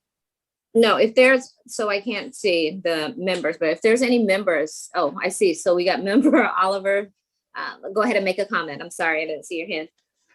Yeah, do we want to add for number 5, receive regular briefings on police trainings, recruitment and policies? Would budget be under those 3 categories, or would that be its own category? Budget, like, do you think budget already falls under that? So budget, so this is here I think we're at the point that Chair Dostie and I were just agreeing on. The budget is so Chair Dostie posted the pieces that would be changed. Yeah, the budget section is spelled out on commission duty number 2. So make recommendations on the police budget after receiving briefings and data from city staff, send recommendations to council prior to council's budget discussions. Okay. Does that make sense? So, and I think that's just not put there because Chair Dostie at that point wasn't suggesting an amendment to that one, but it would remain part of the, would remain, part of the proposal. Does that make sense? But we can certainly perfect that language.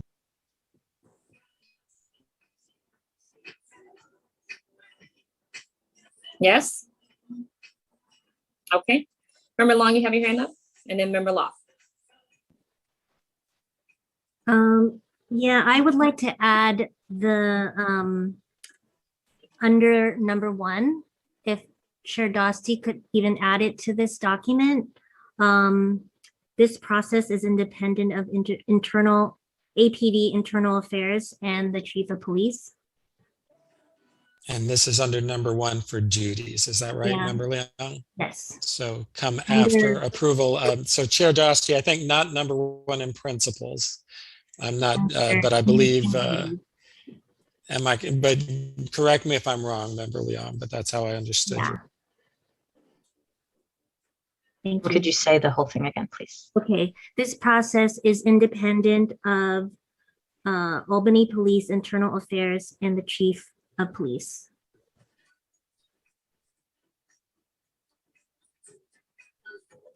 And then did we, in addition to all complaints, it was body cam and body cam data.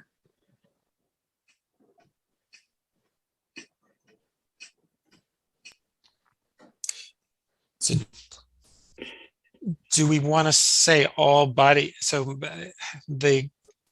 if all modifies that implies that every second of body cam data would be turned over. Is that what we want to suggest, or body cam data related to a complaint, or what's your? I don't want to put words in your mouth, but I just wanted to ask you that. The complaint.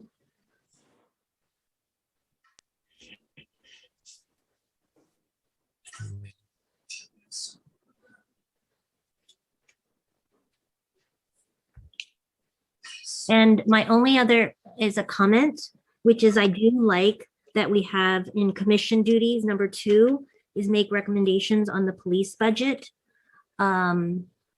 Because I was just listening or watching the finance committee, and they were trying to approve the biennial budget, including the police. So I think that this should be a distinguished role and duty of this commission.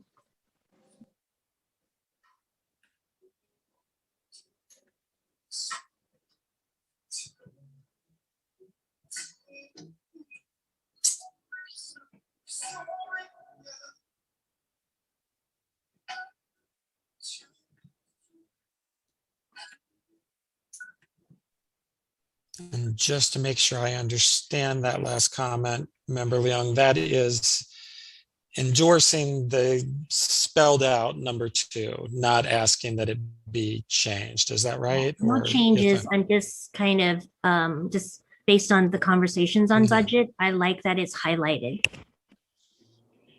Great.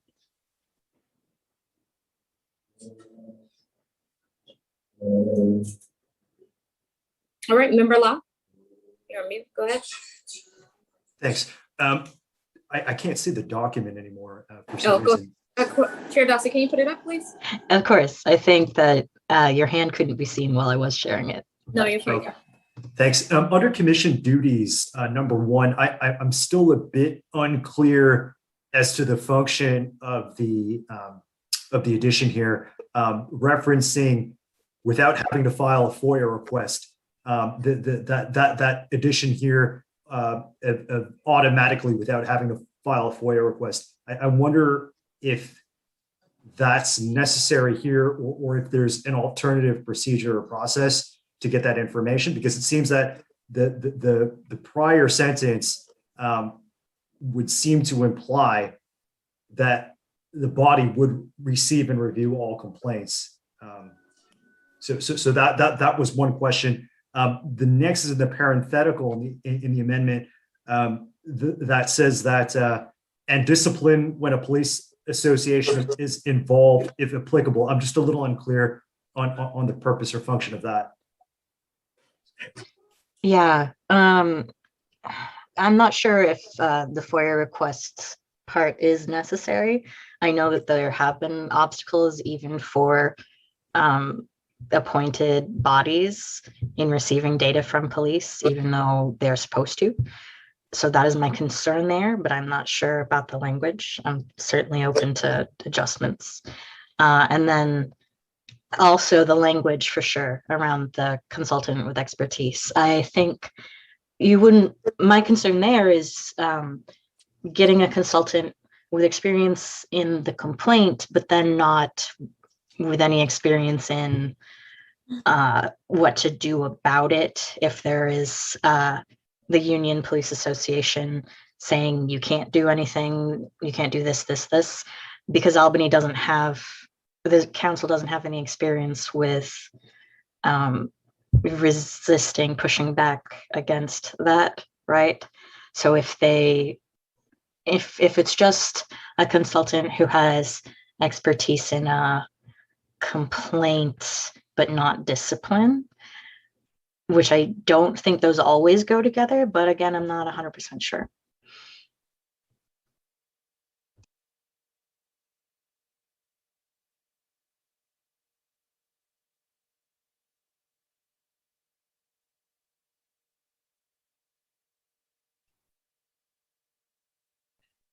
Mayor, you're muted. Sorry about that. Member Locke, did you have anything else you want to add? No, thank you, Chair Dostie. I think that answers my question, that the parenthetical is in reference to the expertise of the consultant. And so you wanted just to be as comprehensive as possible to include that set of skills in dealing with discipline. Again, I don't know how granular we want to get in terms of the language, because I don't interpret this as being exhaustive in that sense, right? And so if similar to the previous discussion, if we enumerate everything, right, the particular qualifications, it could perhaps be interpreted as being exhaustive or not including other things. So that's just something I wanted to raise to the awareness of this group as we go forward. Thank you so much. Is there anything else? We'll go ahead and wrap this up and finalize it. Is the subcommittee okay with the way the document reads at this time? Go ahead, Member Down. Yes, I would just wonder if Member Locke and Chair Dosty want to come to a effort at a meeting of the minds to perfect those things, because I think Chair Dosty had good recommendation and Member Locke has strong expertise in the area. So if they could, and it seems to me from not being either one of them that they share a goal and are trying to work toward a common language. So if that's the case, if they want to do that, I'm glad for them to do it and then to sign off on the result. All right, good deal. So I'll give you 2 minutes to go ahead and draft this language up. I don't want to go past 9:30 in this meeting. So let's see if we can get this accomplished, address any other issues that need to be outlined in this meeting, and then we'll go from there. So Member Dosty and Long, if you want to go ahead and make the necessary changes, that would be great. I'm happy to delete the bit about FOIA. I think that might be too granular. I'm not sure about the bit about expertise and discipline. Perhaps if the word especially is changed to including, right? So it's enumerating perhaps some examples of desired skills. I don't think we want to limit, the particular individuals that we're drawing from that could serve in this consultancy role. But other than that, I'm good with this language. Okay, I'm good with that too. Thank you. Take out the word with after including. Oh, yes, grammar. Thank you. Are there any other changes? All right. Go ahead, who's speaking? No one? Okay. All right, Member Downs, everything looks good with your subcommittee on this document? All of you guys agree? All right, does anyone make a motion? Is the next step that you want this to be on the next city council meeting for review and implementation, or however you want to make your motion? How about I'll move that the task force memo as amended by the document in front of us, which included Chair Dosty's amendments as modified by Member Leung and Member Locke in that last discussion, be moved toward council, and that the resolution that corresponds with the memo be altered simply to include those changes from the memo, so that we don't have to repeat the process with the resolution, but that the corresponding sections of the resolution also be amended to fit our wording here, and they be sent with our recommendation to council to take up and to pass at the next possible meeting. Before we get a second, Member Downs, would you please express the interest or the concern on why this should be? That way there's no outside communication on why this is being brought up to the council at this time. That in terms of why do we hope or why do I hope that I hope the council takes it up at this time as a way of building, this structure, as a way of demonstrating its responsiveness to public engagement in the task force, and as a way of establishing the framework that would allow the carrying out of the other goals and themes that come out of our task force and council. Is that good enough? Is that what you're looking for, Madam Mayor? Thank you, Barry. Can I get a second on his motion? I'll second that. All right, we'll go ahead and take a roll call, Ann. Member Dosty, Yes. Member Downs, Yes. Member Gary, Yes. Member Gilbert, Yes. Member Hamady, Yes. Member Johns, Yes. Member Leong, Yes. Member Locke, Yes. Member Newton, Member Newton, You're muted. Can you give me a thumb? I know you're having some audio issue. Can you give me a thumbs up or a thumbs down for yes or no? Okay, Member Newton voted yes. Member Oliver, Yes. Member Wong, Yes. and Member Wright.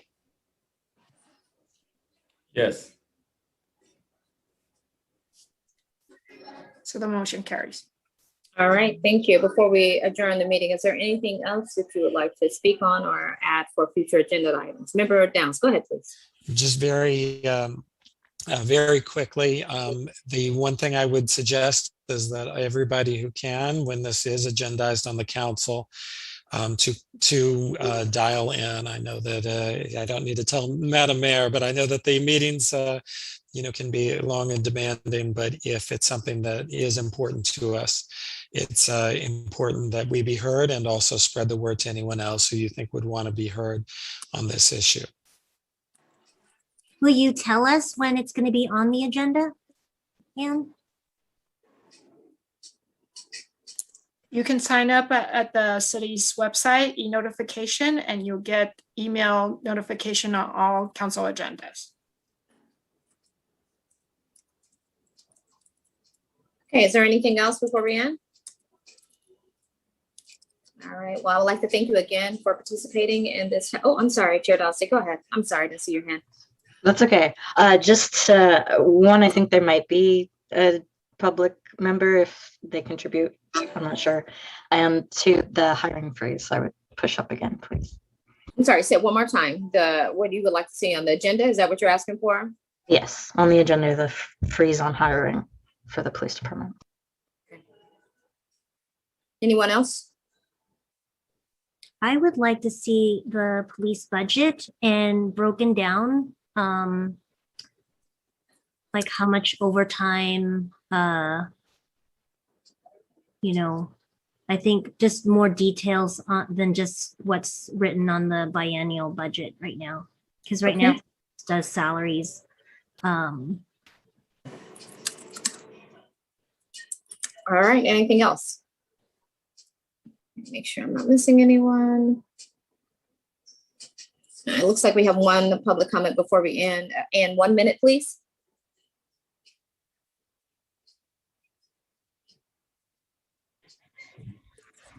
Chair Dotsey, thank you. Everybody, thank you. My future agenda item is public records requests. When the public requests a record about themselves or about a case regarding themselves, it should be available to them. Instead of requesting a public records request and your public records request regarding yourself is not given to you because of some government penal code that they just don't have to give you.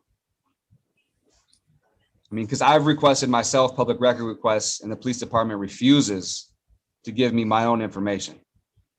So that's a problem when you submit a public records request and your public records aren't even made available, let alone the public, but yourself, and it's regarding yourself. Thank you. Thank you for your comment. I believe that's it. All right, any last minutes? If not, there are not any last minute statements. Again, I want to thank you for taking time out your busy schedule to be a part of this community task force. As always, it's nice seeing you all from the community, and I appreciate your hard work. With that said, the meeting is adjourned. Have a good evening. Thank you. Thank you.